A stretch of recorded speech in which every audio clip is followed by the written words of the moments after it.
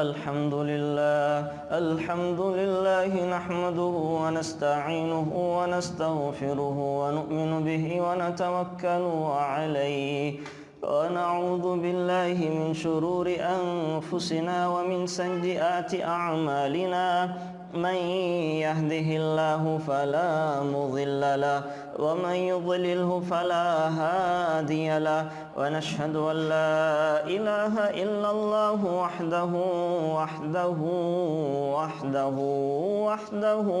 لا شريك له ونشهد أن سيدنا ومولانا محمدا عبده ورسوله.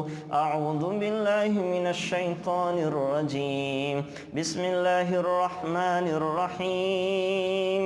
وإذ قال ربك للملائكة إني جاعل في الأرض خليفة قالوا أتجعل فيها من يفسد فيها ويسفك الدماء ونحن نسبح بحمدك ونقدس لك قال إني أعلم ما لا تعلمون. وعلم آدم الأسماء كلها ثم عرضهم على الملائكة فقال أنبئوني بأسماء هؤلاء إن كنتم صادقين أو كما قال عليه الصلاة والسلام.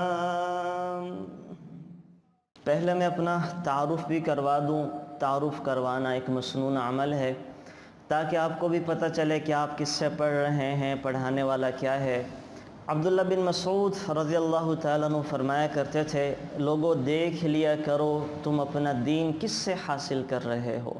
عمن تأخذون دینکم، اپنا دین تم کس سے سیکھ رہے ہو. جن لوگوں سے سیکھو گے ویسے سے تمہاری زندگیوں پر اثرات مرتب ہوں گے.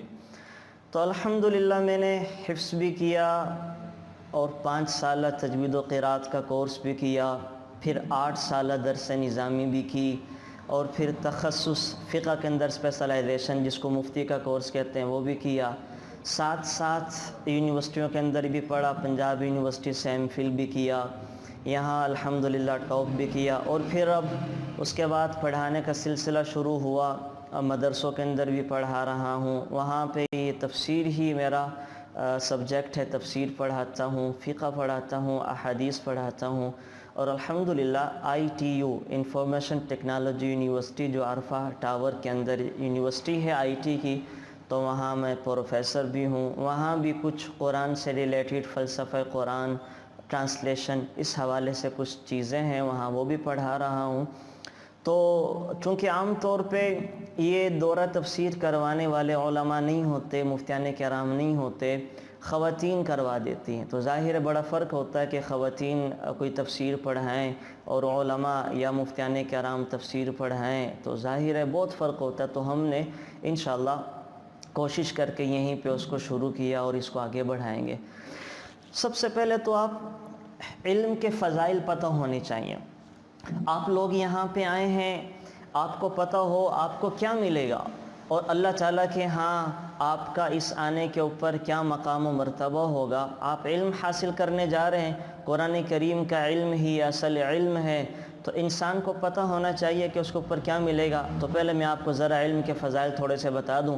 اللہ تعالیٰ سورہ مجادلہ میں فرما رہے ہیں، اعوذ باللہ من الشیطان الرجیم، یرفع اللہ الذین آمنوا منکم والذین اوتوا العلم درجات.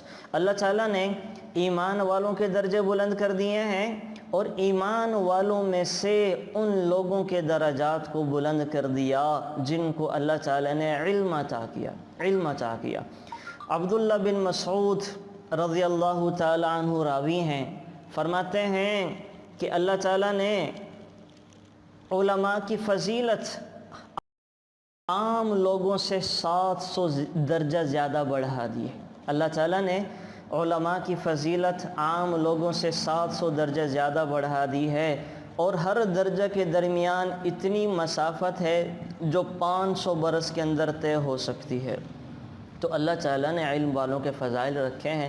پھر سورہ زمر میں اللہ تعالیٰ خود فرما رہے ہیں قُلْ هَلْ يَسْتَوِي الَّذِينَ يَعْلَمُونَ وَالَّذِينَ لَا يَعْلَمُونَ، کہ ایمان والے اور وہ لوگ جن کو ہم نے علم دیا ہے اور وہ لوگ جن کو علم نہیں دیا ہے، کیا دونوں برابر ہو سکتے ہیں؟ تو اللہ انکار کر رہے ہیں کہ ہرگز ایسا نہیں ہو سکتا، جن لوگوں کو ہم نے علم دیا اور جن کو نہیں دیا کہ وہ دونوں برابر ہو جائیں۔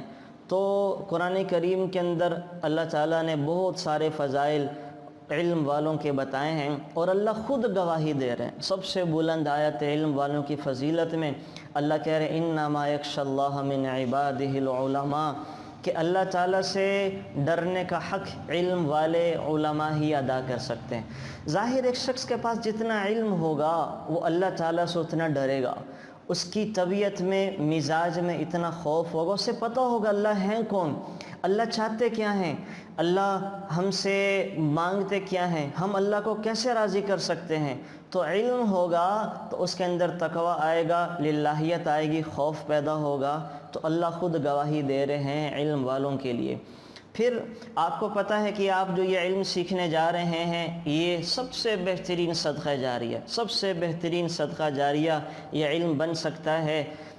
ابن ماجہ کی روایت ہے، حضرت ابو ہریرہ رضی اللہ تعالیٰ عنہ فرماتے ہیں کہ رسول اللہ صلی اللہ علیہ وسلم نے ارشاد فرمایا کہ بے شک جو چیزیں ایمان والوں کو ان کے مرنے کے بعد پہنچتی رہتی ہیں نیکیوں کے شکل میں، وہ کیا ہیں؟ وہ ان کے اعمال اور نیکیاں ہیں، اور ایک وہ علم ہے جو اس نے حاصل کیا اور پھیلایا اور نیک اولاد چھوڑ دی اور قرآن کریم کو اپنی میراث میں چھوڑ کے گیا، مسافر خانے تعمیر کروائے اور اپنی صحت اور جوانی میں اللہ کے راستے میں خرچ کرتا رہا، تو یہ سب سے زیادہ بہترین صدقہ جاریہ ہے۔ تو علم آپ لوگ ابھی یہ قرآن کریم کو سیکھنے جا رہے ہیں تو انشاءاللہ اس کو سیکھیں گے، آپ دوسروں کو بتائیں گے تو یہ ہم تو فوت ہو جائیں گے لیکن ہمارے بعد یہ سب سے زیادہ بہترین صدقہ جاریہ ہمارے لیے ثابت ہوگا۔ تو ایک تو یہ آپ علیہ الصلوۃ والسلام نے فضیلت فرمائی، اور اس سے ایک اور بڑی فضیلت جو سرکار دو عالم صلی اللہ علیہ وسلم نے فرمائی ہے وہ علم والوں کے لیے کہ وہ بڑے سخی ہوتے ہیں۔ علم آگے بانٹنا یہ حضور فرما رہے بہت بڑی سخاوت ہے، بہت بڑی سخاوت ہے۔ حضرت انس بن مالک رضی اللہ تعالیٰ عنہ سے روایت ہے، فرماتے ہیں کہ رسول اللہ صلی اللہ علیہ وسلم نے ارشاد فرمایا کیا تم جانتے ہو کہ سب سے بڑا سخی کون ہے؟ صحابہ نے جواب دیا اللہ اور اس کے رسول ہی خوب جانتے ہیں۔ آپ علیہ الصلوۃ والسلام نے فرمایا سب سے بڑا سخی اللہ ہیں، اللہ تعالیٰ کے بعد انسانوں میں سب سے بڑا سخی میں ہوں، اور میرے بعد سب سے بڑا سخی وہ شخص ہے جس نے علم حاصل کیا پھر اس کو پھیلایا۔ یہ شخص قیامت کے دن تنہا ایک امت کے برابر ہوگا۔ تو کتنی بڑی فضیلت ہے کہ ہمارے پاس اب یہ جو قرآن کریم انشاءاللہ ہم سیکھ جائیں گے، خود بھی اس کے اوپر عمل کریں اور اپنے گھر والوں سے شروع ہو کر جو ہمارے حلقہ احباب میں لوگ ہیں ان کو پہنچائیں، سنائیں، تو ہم سب سے بڑے سخی بن سکتے ہیں۔ ایک آدمی وہ جو مال خرچ کر رہا ہے اللہ تعالیٰ کی نظروں میں وہ بھی سخی ہے، لیکن ایک آدمی وہ جو علم بانٹ رہا ہے اللہ تعالیٰ کی نظروں میں سب سے بڑا سخی وہ ہے۔ اور آپ علیہ الصلوۃ والسلام کی خوشخبری ہے کہ جو آدمی جس نے علم حاصل کیا پھر اس کو پھیلایا تو یہ میرے بعد سب سے بڑا سخی ہے، اور یہ اکیلا تنہا اللہ تعالیٰ کے ہاں ایک امت کے برابر اٹھے گا۔ اللہ تعالیٰ اس کو ایک امت کے برابر اٹھائیں گے، تو کتنی بڑی فضیلت ہے جو آپ علیہ الصلوۃ والسلام نے ہمیں علم والوں کے علم حاصل کرنے کے لیے بتا دی ہے۔ اور اسی طریقے سے ایک اور فضیلت ہے جس میں اللہ تعالیٰ علم والوں کو حق دیں گے کہ قیامت کے دن وہ سفارش کریں، قیامت کے دن سفارش کرنے کا اللہ تعالیٰ حق دیں گے۔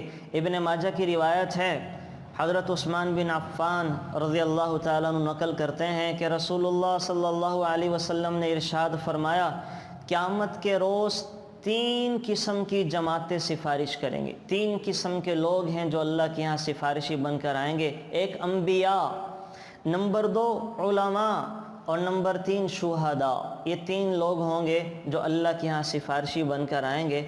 تو اللہ تعالیٰ نے اس کی برکت کی وجہ سے سفارش کا حق بھی دیا ہے، اور پھر آپ علیہ الصلوۃ والسلام نے ایک فضیلت یہ ارشاد فرمائی کہ من خرج فی طلب العلم فہو فی سبیل اللہ حتی یرجع، جو شخص علم دین حاصل کرنے کے لیے گھر سے نکلتا ہے وہ واپس آنے تک اللہ کے راستے میں ہے، اللہ کے راستے میں، وہ اللہ کے کام میں لگا ہوا ہے۔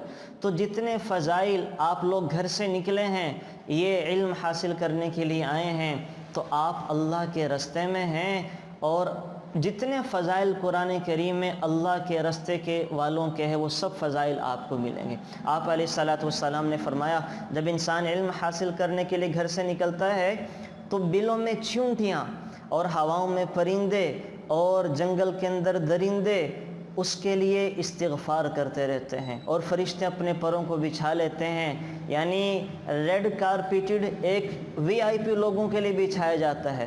لیکن جو قرآن کریم کا علم حاصل کرنے کے لیے کہیں پہ جاتے ہیں تو اللہ تعالیٰ کے فرشتے ان کے اکرام اور اعزاز میں اپنے پروں کو زمین پر بچھا لیتے ہیں۔ تو کتنی فضیلتیں ہیں اور کتنے فضائل ہیں جو آپ علیہ الصلوۃ والسلام علم والوں کے بتا رہے ہیں۔ اور ایک عجیب بات آپ کو، ایک عجیب فضیلت سناؤں۔ سرکار دو عالم صلی اللہ علیہ وسلم نے جو علم حاصل کرنے والوں کے لیے فرمائی ہے، ہم دیکھیں لوگوں سے دعاؤں کا کہتے رہتے ہیں کہ ہمارے لیے دعا کریں، نیک لوگوں سے دعاؤں کی درخواست کرتے ہیں کہ ہمارے لیے دعا کریں، اور ایک ایسی فضیلت ہے علم والوں کے لیے کہ خود رسول اللہ صلی اللہ علیہ وسلم ان کے لیے دعا کر رہے ہیں۔ ہم سب کو اللہ کے نبی کی دعا لگ سکتی ہے، ہم سب کو لگ سکتی ہے اگر چاہیں تو۔ آپ علیہ الصلوۃ والسلام نے کیا فرمایا؟ حضور نے فرمایا نضر اللہ عبدا سمع مقالتی فحفظها ووعاها واداها فرب حامل فقہ غیر فقیہ ورب حامل فقہ الى من هو افقہ منہ۔ حضرت ابن مسعود رضی اللہ تعالیٰ عنہ سے روایت ہے، فرماتے ہیں کہ رسول اللہ صلی اللہ علیہ وسلم نے ارشاد فرمایا اللہ تعالیٰ اس آدمی کو خوش و خرم رکھے، سرسبز و شاداب رکھے، ہرا بھرا رکھے، آباد رکھے۔ کس آدمی کو؟ اب دیکھیں کتنی بڑی دعا آئی ہے کہ حضور فرما رہے ہیں یا اللہ تو اس آدمی کو ہرا بھرا رکھ، خوش و خرم رکھ، سرسبز و شاداب رکھ، آباد رکھ۔ یا رسول اللہ کس کے لیے دعا کر رہے ہیں؟ تو آپ علیہ الصلوۃ والسلام نے فرمایا جس نے میری باتوں کو سنا، اس کو یاد کر لیا اور آگے لوگوں تک اس کو پہنچا دیا، پھیلا دیا، اس آدمی کو اللہ خوش و خرم رکھے، سرسبز و شاداب رکھے۔ آپ تجزیہ کر لیں، مدارس میں جو علماء بیٹھے ہوتے ہیں 70 80 سال کے ہو جاتے ہیں، ان کے چہروں پر نورانیت ہوتی ہے، اللہ ان کے رنگوں کو پھیکا نہیں پڑنے دیتا، اور وہ ایسے بڑھاپے میں بھی باروب رکھتے ہیں۔ اس کی وجہ کیا ہے؟ اللہ کے نبی کی دعا ہے کہ اللہ کے وہ دین کا کام کر رہے ہوتے ہیں تو آپ علیہ الصلوۃ والسلام نے دعا دی ہے کہ اللہ ایسے لوگوں کو خوش و خرم رکھے، سرسبز و شاداب رکھے، ہرا بھرا رکھے، آباد رکھے۔ تو یہ صرف علماء کے ساتھ خاص نہیں ہے، یہ آپ لوگوں کے لیے بھی یہ سارے فضائل حاصل ہو سکتے ہیں۔ آپ یہاں سے علم حاصل کر جائیں، اپنی زندگیوں میں بھی لے کر آئیں، اور آگے لوگوں تک اس کو پھیلانے کی محنت شروع کر دیں۔ آپ کے گھر میں بھی لوگ ہیں، آپ کے خاندان میں بھی لوگ ہیں، اور آپ کے اور دوست احباب بھی ہوں گے، تعلق والے بھی ہوں گے۔ آپ جو سیکھتے جائیں ان کو پھیلاتے جائیں، تو اللہ کی قسم کھا کے کہا جا سکتا ہے کہ سرکار دو عالم صلی اللہ علیہ وسلم کی یہ دعا آپ لوگوں کے لیے بھی ہوگی۔ اللہ تعالیٰ وہ آپ کو بھی سرسبز و شاداب، خوش و آباد رکھے گا۔ اور ایک مرتبہ رسول اللہ صلی اللہ علیہ وسلم مسجد نبوی میں تشریف لے کر آئے تو آپ علیہ الصلوۃ والسلام نے دیکھا کہ ایک مجلس میں کچھ لوگ ذکر کر رہے ہیں، اللہ اللہ اللہ کو یاد کر رہے ہیں، تسبیحات کر رہے ہیں، اور دوسری مجلس میں کچھ لوگ علمی باتیں کر رہے تھے، قرآن کریم کا تذکرہ کر رہے تھے، اللہ تعالیٰ کی باتوں کا تذکرہ کر رہے تھے کہ اللہ نے قرآن کریم میں کیا فرمایا، رسول اللہ صلی اللہ علیہ وسلم کی باتوں کا تذکرہ کر رہے تھے۔ تو آپ علیہ الصلوۃ والسلام نے کیا کیا؟ آپ علیہ الصلوۃ والسلام نے دونوں مجلسوں کو دیکھ کر فرمایا کہ یہ دونوں اچھے کام میں مشغول ہیں، مگر ایک جماعت دوسری سے افضل ہے۔ اور آپ علیہ الصلوۃ والسلام پھر ان لوگوں میں بیٹھ گئے جو علم حاصل کرنے میں مشغول تھے، علم حاصل کرنے میں لگے ہوئے تھے، آپ علیہ الصلاۃ والسلام اس جماعت میں بیٹھ گئے اور فرمایا کہ دونوں ہی خیر پر ہیں، لیکن انما بعثت معلما، کہ اللہ تعالیٰ نے مجھے تو مدرس بنا کے بھیجا ہے، اللہ تعالیٰ نے مجھے معلم بنا کر بھیجا ہے، اور آپ علیہ الصلاۃ والسلام علم حاصل کرنے والوں کی جماعت میں بیٹھ گئے۔ یہی وجہ ہے کہ ایک طرف قرآن کریم کی تلاوت کی جا رہی ہو، نوافل کا وقت آ جائے، اور ایک طرف اگر کہیں پر علمی بات ہو رہی ہو تو علمی بات، علمی کام میں لگنا قرآن کریم کی تلاوت سے، نفلی نماز سے کہیں زیادہ افضل ہے، کہیں زیادہ افضل ہے۔ آپ علیہ الصلاۃ والسلام نے فرمایا جس شخص نے علم کا ایک باب سیکھ لیا، ایک باب، ایک چیپٹر کسی متعلق سے، نماز میں فرائض ہیں، واجبات ہیں، سنتیں ہیں، مستحبات ہیں، یہ ایک ایک چیپٹر کسی نے سیکھ لیا تو آپ علیہ الصلاۃ والسلام فرما رہے ہیں اللہ تعالیٰ 1000 رکعت نماز پڑھنے سے زیادہ اجر و ثواب عطا فرمائیں گے۔ تو بڑے فضائل آئے ہیں علم کے۔ اور اب یہ بھی سمجھ لیں کہ علم ہوتا کیا ہے۔ ابو داؤد کی روایت ہے، آپ نے یاد رکھنا ہے یہ بات، اس کو اپنے ذہن میں رکھنا کہ علم ہوتا کیا ہے، علم کہتے کسے ہیں۔ تو ابو داؤد شریف کی روایت ہے، عبداللہ بن عمر رضی اللہ تعالی عنہ رسول اللہ صلی اللہ علیہ وسلم کے ارشاد نقل کرتے ہیں کہ آپ علیہ الصلاۃ والسلام نے فرمایا العلم ثلاثۃ آیۃ محکمۃ او سنۃ قائمۃ او فریضۃ عادلۃ وما سوا ذلک فہو فضل۔ 3 چیزوں کا نام علم ہے۔ اللہ تعالیٰ نے 3 چیزوں کو علم قرار دیا ہے۔ ایک قرآن کریم کو حاصل کر لینا، قرآن کریم کا علم یہ اصل علم ہے، یہ بنیاد علم ہے۔ نمبر 2 سنت کا، یعنی سیرت کا علم، سنت کا علم، آپ علیہ الصلاۃ والسلام کے جو فرامین ہیں، آپ علیہ الصلاۃ والسلام کی جو تعلیمات اور احکامات ہیں، یہ علم ہے، یہ دوسرا۔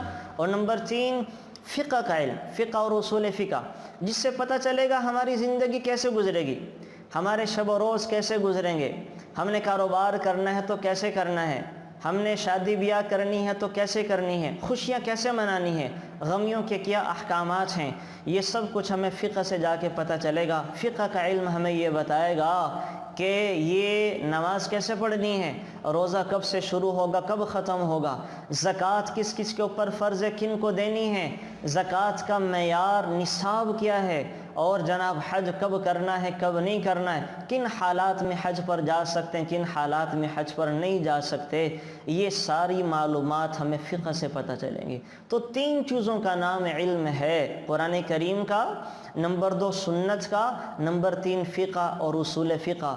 اور فقہ اصول فقہ ہوتی کیا ہے؟ یہ قرآن و حدیث کا عطر ہے، قرآن و حدیث کا نچوڑ ہے۔ اللہ تعالیٰ جزائے خیر دے ہمارے فقہا کو کہ انہوں نے قرآن و احادیث کی ساری باتیں، ان کا خلاصہ اور اللہ کی منشا مراد کیا ہے وہ نکال کر ہمیں پیش کر دی، وہ ہمارے لیے آسان کر دیا۔ ورنہ یہ ایسے ہی ہے، بالکل ایسے ہی ہے کہ جیسے شہد کی مکھی نے جو کام کیا، شہد کی مکھی وہ بیچاری جگہ جگہ پھر کے پھولوں کا رس چوستی ہے، پھلوں کا رس چوستی ہے، جڑی بوٹیوں کا رس چوستی ہے، اور ساری قیمتی رسوں کو چوس لینے کے بعد شہد کی شکل میں انسان کو پیش کر دیتی ہے۔ اگر اللہ ہمیں کہتے خود شہد بناؤ تو شاید ساری زندگی لگا کر ہم شہد کے قطرہ بھی نہ بنا پاتے۔ ہم پھولوں کا عرق کیسے نکالتے، ہمیں نہیں پتہ تھا کہ کن کن پھلوں کا رس نکالنا ہوگا، کن کن پھولوں کا رس نکالنا ہوگا، اور کن کن جڑی بوٹیوں کا رس نکال کر شہد بنے گا۔ شاید ساری زندگی اسی ریسرچ میں ہماری گزر جاتی، لیکن اللہ تعالیٰ نے ایک شہد کی مکھی کی عقل میں یہ بات ڈالی کہ وہ انسانوں کے نفع کے لیے پھولوں سے، پھلوں سے، جڑی بوٹیوں سے اور دنیا میں پھر پھر کے وہ کہیں کہیں سے یہ ساری چیزیں اکٹھی کر کے انسان کو شہد پیش کر دیتی ہے۔ تو فقہا بھی ایسے ہی ہیں، انہوں نے سارے قرآن کریم میں غور کیا، انہوں نے 6 لاکھ سرکار دو عالم صلی اللہ علیہ وسلم کی احادیث مبارکہ میں غور کیا، اور ہمیں اس کا خلاصہ نچوڑ پیش کر دیا کہ آپ نے 4 رکعت ایسی ادا کرنی ہے، آپ نے نیت ایسے کرنی ہے۔ ان 4 رکعتوں کی ادائیگی کا طریقہ یہ ہے، اس میں فرض اتنے ہیں، اس میں واجبات اتنے ہیں، اس میں سنتیں اتنی ہیں، اس میں مستحبات اتنے ہیں، اس میں یہ مکروہات ہیں، یہ کرنے سے نماز ٹوٹ جائے گی، یہ عمل مکروہ تحریمی ہے، یہ عمل مکروہ تنزیہی ہے، یہ فقہا نے ہمیں بتا دیا، پیش کر دیا، شہد کی مکھی کا کام انہوں نے کیا۔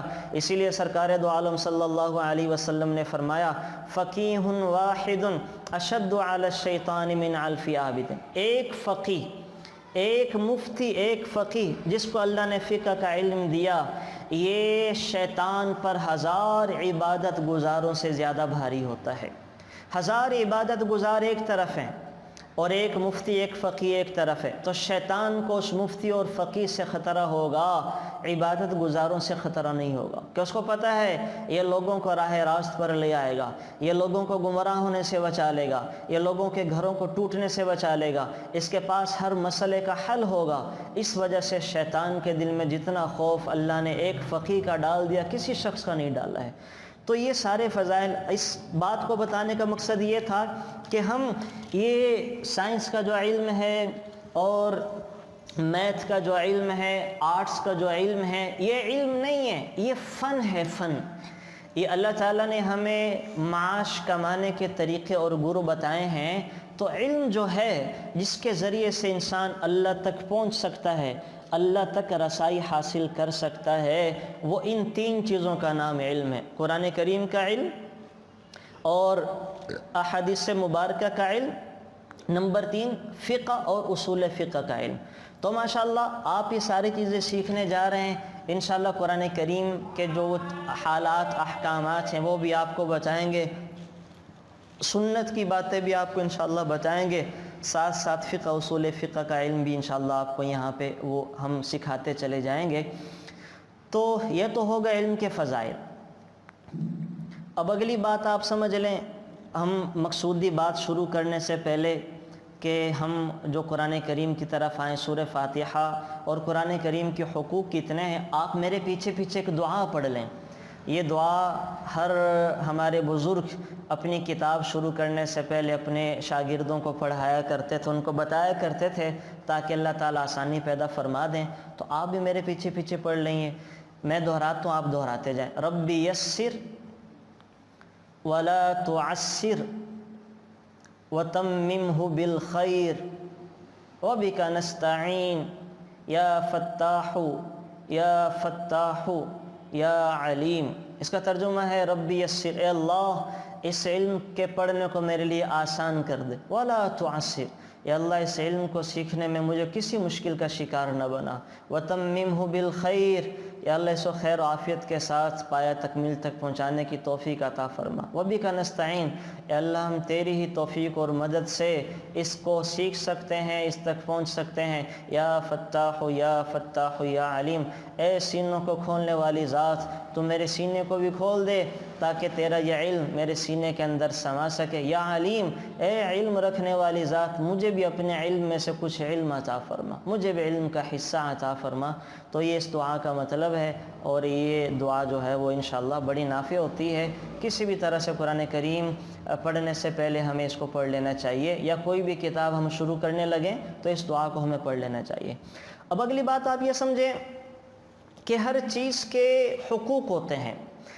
اللہ تعالیٰ نے ہمارے ذمے بہت سارے چیزوں کے حقوق عائد کیے ہیں، بہت ساری چیزیں ہمارے ذمے ہیں، ہمارے ذمے اللہ تعالیٰ کے حقوق بھی ہیں، ہمارے ذمے وہ سرکار دو عالم صلی اللہ علیہ وسلم کے حقوق بھی ہیں، ہمارے ذمے انسانوں کے حقوق بھی ہیں، ہمارے ذمے رشتہ داروں کے حقوق بھی ہیں، عورتیں ہیں ان کے ذمے خاوندوں کے حقوق ہیں، خاوند ہیں تو ان کے ذمے عورتوں کے حقوق ہیں، مائیں ہیں ان کے ذمے اولاد کے حقوق ہیں، بچے ہیں تو ان کے ذمے اپنے ماں باپ کے حقوق ہیں، بہن بھائیوں کے حقوق ہیں، رشتہ داروں کے حقوق ہیں، پڑوسیوں کے حقوق ہیں، سب کے حقوق ہیں، یہاں تک کہ ہماری شریعت نے تو جانوروں اور پرندوں تک کے حقوق بتائے ہیں۔ جانور پالے ہیں گھروں میں بلی کی شکل میں، یا جن کی زمیندارہ ہے اور ان کو انسانوں سے خوف ہے، انہوں نے کتے پال رکھے ہیں تو ان کے بھی حقوق ہیں۔ پرندوں کو پنجروں میں قید کر دیا تو ان کے بھی حقوق ہیں۔ ہر چیز کا اللہ تعالیٰ نے انسانوں کو حق بتلا دیا ہے، سکھا دیا ہے۔ بالکل اسی طرح اللہ تعالیٰ نے یہ قرآن کریم کے بھی حقوق رکھے ہیں، قرآن کریم کے بھی حقوق بتلائے ہیں، لیکن شاید ہمیں نہیں پتہ تھا یا ہم نے سیکھنے کی کوشش نہیں کی، معلوم کرنے کی کبھی کوشش نہیں کی کہ قرآن کریم کے انسانوں پر کتنے حقوق۔ یاد رکھیں 5 حقوق ہیں قرآن کریم کے انسانوں پر، 5 حقوق ہیں قرآن کریم کے انسانوں پر۔ نمبر 1، قرآن کریم پر ایمان لانا، قرآن کریم کا پہلا حق۔ نمبر 2، قرآن کریم کی تلاوت کرنا، قرآن کریم کو پڑھنا، یہ قرآن کریم کا دوسرا حق ہے۔ نمبر 3، قرآن کریم کو سمجھنا، قرآن کریم کو سمجھنا، یہ قرآن کریم کا تیسرا حق ہے۔ نمبر 4، قرآن کریم پر عمل کرنا، یہ چوتھا حق ہے۔ نمبر 5، قرآن کریم کی تعلیمات کو آگے پوری انسانیت تک پہنچانا، یہ قرآن کریم کا 5واں حق ہے۔ یہ 5 حق ہے قرآن کریم کے جو ہمیں ادا کرنے پڑیں گے، جو بہر صورت ہمیں ادا کرنے پڑیں گے۔ لیکن اللہ ہمیں معاف فرمائے، ہماری اس طرف کبھی توجہ ہی نہیں گئی، ہم نے کبھی جاننے کی کوشش ہی شاید نہیں کری کہ قرآن کریم کے ہم پر کتنے حقوق ہیں۔ تو انشاءاللہ آج سے ہم ان حقوق کو جاننے کی کوشش بھی کریں گے اور ادا کرنے کا عزم بھی کرتے ہیں کہ قرآن کریم کے انسانوں پر کتنے حق ہیں۔ نمبر 1، قرآن کریم پر ایمان لانا۔ قرآن کریم پر ایمان لانے کا مطلب کیا ہے؟ پہلے آپ اس کو سمجھیں کہ قرآن کریم پر ایمان لانا کیا ہے، اس کا مطلب کیا ہے۔ الحمدللہ ہم سارے ہی قرآن کریم پر ایمان رکھتے ہیں، ہم سب کا ایمان ہے قرآن کریم پر اور سبھی قرآن کریم پر ایمان لے کر آتے ہیں۔ لیکن قرآن کریم کی بہت ساری آیات ایسی ہیں کہ جن کا ہمیں مطلب نہیں پتہ، مراد نہیں پتہ۔ مثلا اللہ تعالیٰ نے قرآن کریم میں جنت کا ذکر کیا، ہم نے جنت کو نہیں دیکھا ہے، لیکن پھر بھی ہم ایمان لے کر آتے ہیں کہ ہاں سرکار دو عالم صلی اللہ علیہ وسلم نے جنت کے بارے میں بتایا ہے، اللہ نے قرآن کریم میں ذکر کیا ہے، ہم ایمان لے کر آتے ہیں، بن دیکھے ایمان لے کر آتے ہیں۔ قرآن کریم میں جہنم کا ذکر ہے، ہم نے جہنم کو نہیں دیکھا، بن دیکھے ایمان لے کر آتے ہیں۔ کیوں کہ اللہ تعالیٰ نے قرآن کریم میں ذکر کر دیا ہے۔ قرآن کریم میں اس کائنات کے پیدا کرنے کا ذکر ہے، ہمیں نہیں پتہ اللہ نے اس کو کیسے بنایا، لیکن ہمارا ایمان ہے کانتا رتقا ففتقناہما، زمین آسمان ملے ہوئے تھے، اللہ نے دونوں کو جدا کیا اور جناب ایک دھماکے کے ساتھ اس کائنات کو بنانا شروع کر دیا۔ کائنات کو ختم کیسے کریں گے ہمیں نہیں پتہ، عقل میں یہ بات نہیں آ سکتی، سائنسدان اس بات کا تصور نہیں کر سکتے، لیکن اللہ نے کہا ہے اذا السماء انفطرت واذا الكواكب انتثرت واذا البحار فجرت واذا القبور بعثرت علمت نفس ما قدمت واخرت اذا الشمس كورت واذا النجوم انكدرت واذا الجبال سجرت۔ اللہ کیا کرے گا؟ سورج کو بھی توڑے گا، آسمان کو بھی توڑے گا، اور ستاروں سیاروں کو توڑ کر اللہ تعالیٰ سمندروں میں گرا دیں گے، سمندروں کو اللہ آگ لگا دے گا، ساری زمین کو چٹیل میدان بنا دیں گے، مردے قبروں سے اٹھیں گے۔ عقل میں یہ بات نہیں آ سکتی، لیکن اللہ کہہ رہے ہیں کہ میں ان کی ہڈیوں کو بھی جوڑوں گا، ان کے ذرات زمین میں جہاں جہاں پھیل چکے ہوں گے میں اپنی قدرت سے سب کو اکٹھا کر کے ان کو بولنے کی طاقت بھی دوں گا، زبان پہ اللہ تعالیٰ لگا دیں گے، ہاتھ بولیں گے، انسان کے پاؤں بولیں گے، انسان کا دماغ بولے گا، پاؤں جس طرف کو چلے تھے پاؤں خود انسان کے خلاف یا اس کے حق میں گواہیاں دیں گے۔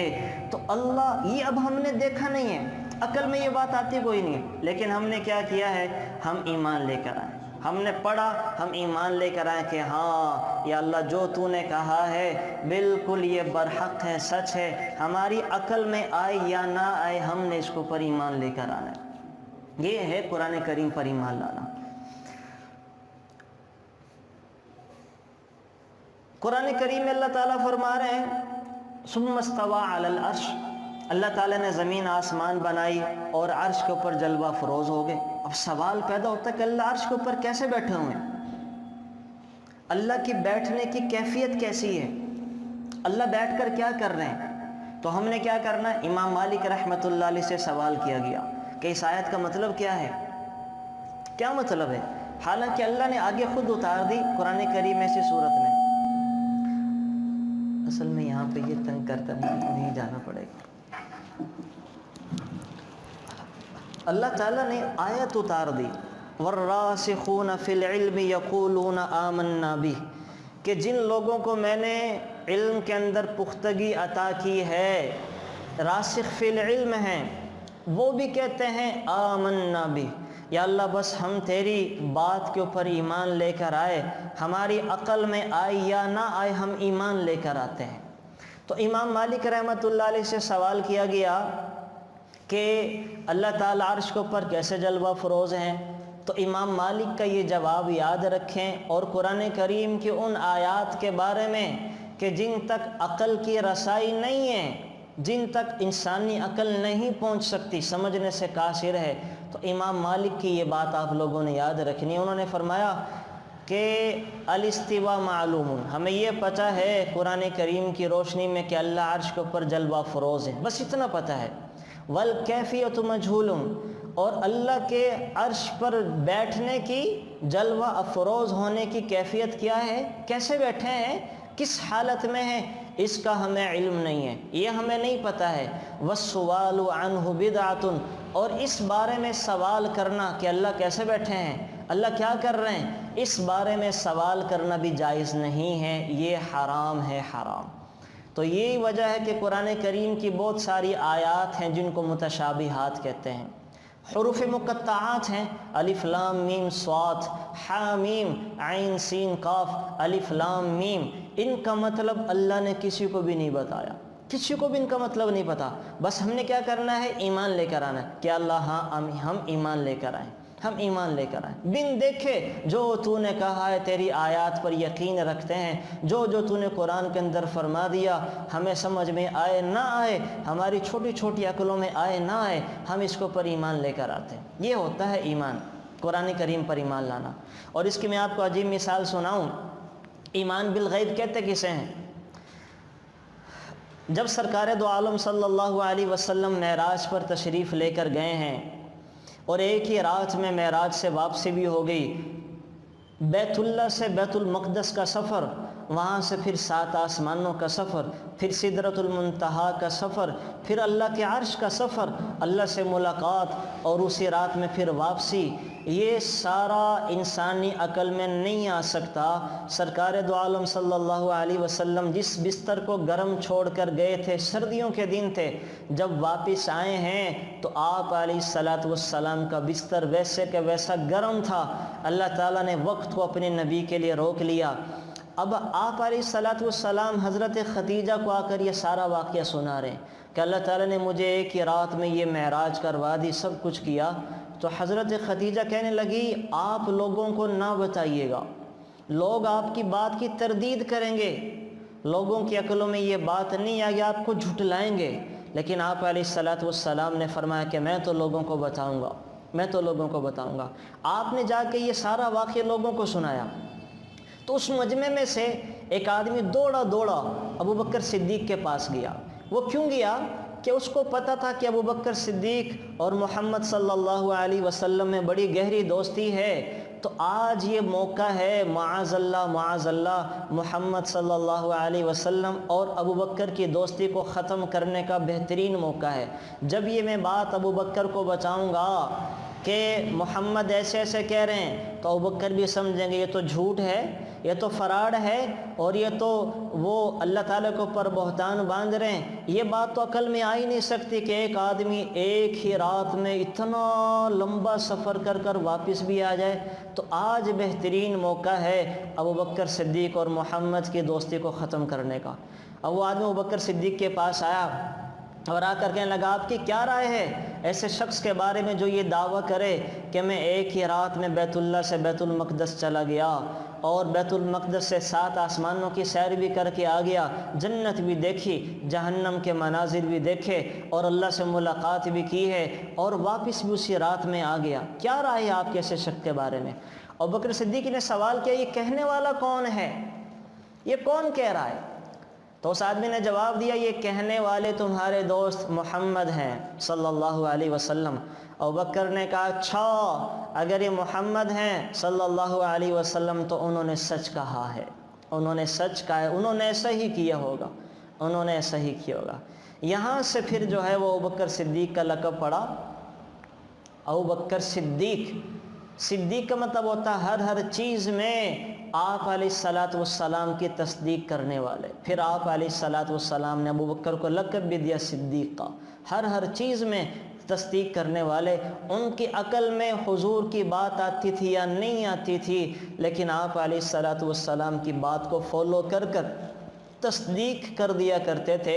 اور اسی کو اللہ تعالیٰ نے سورہ بقرہ کے شروع میں کہا ہے کہ الف لام میم ذالک الکتاب لا ریب فیہ ھدی للمتقین، یہ قرآن ہدایت نامہ ہے کن لوگوں کے لیے؟ الذین یؤمنون بالغیب، پہلی آیت جو غیب پر ایمان رکھتے ہیں کہ قرآن کریم میں ساری چیزیں ہیں مغیبات کے حوالے سے، سب کچھ ہے ہی پردے میں، صرف ماننا ہی ماننا ہے، اطاعت کرنی ہی کرنی ہے۔ میں اگر کہوں گا سود کو چھوڑ دو، تمہیں بظاہر سود میں فائدہ نظر آئے، لیکن میں رب کہہ رہا ہوں کہ اس میں نقصان ہے تو نقصان سمجھو۔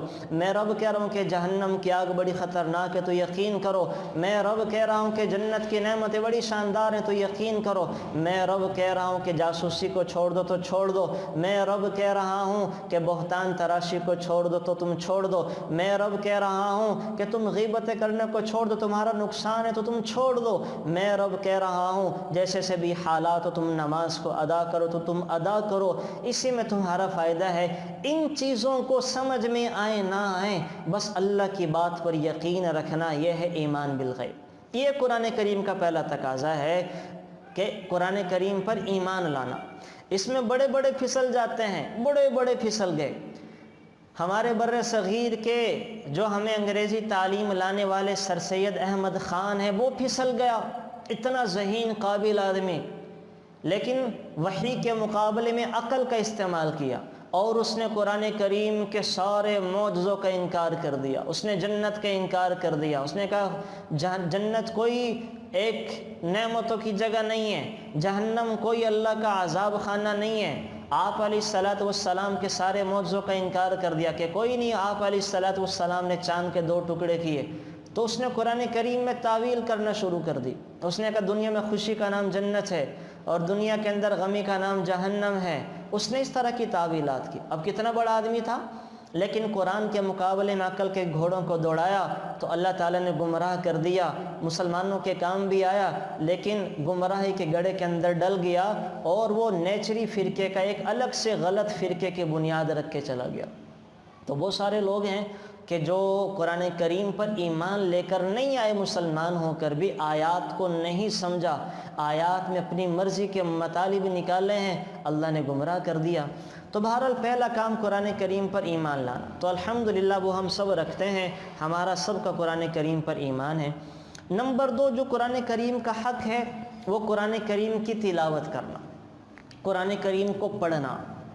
2 چیزیں ہیں، ایک ہے قرآن کریم کی تلاوت کرنا، اس کو پڑھنا، اور ایک ہے قرآن کریم کی صحیح تلاوت کرنا، قرآن کریم کو اس کی ادائیگی مخارج کے ساتھ ادا کرنا جو اللہ تعالیٰ نے قرآن کریم میں حکم دیا ہے، وَرَتِّلِ الْقُرْآنَ تَرْتِيلًا، قرآن کریم کو ٹھہر ٹھہر کے پڑھو، آہستہ آہستہ پڑھو، جو سرکار دو عالم صلی اللہ علیہ وسلم نے حکم دیا، جوید القرآن، قرآن کریم کو تجوید کے ساتھ پڑھو۔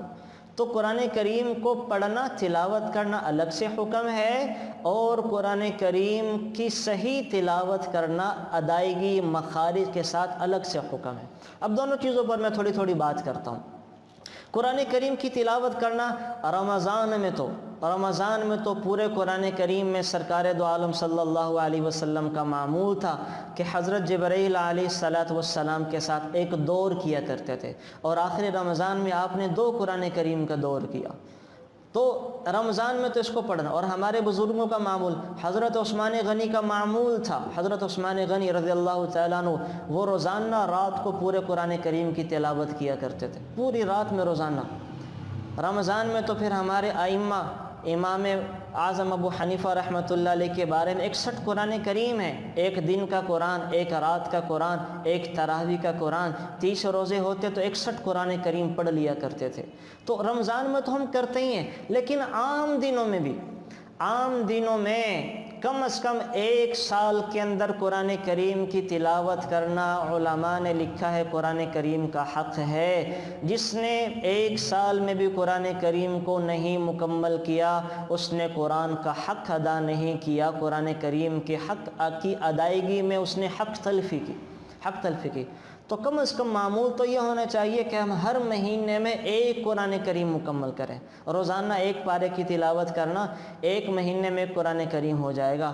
اگر خدا نخواستہ یہ نہ ہوتا تو پورے سال میں ضرور اہتمام کریں کہ قرآن کریم کی تلاوت ہو جائے اور قرآن کریم کو پڑھ لیا جائے۔ اس کا تو ضرور آپ اہتمام کر لیں، عادت بنا لیں قرآن کریم کی تلاوت کرنا۔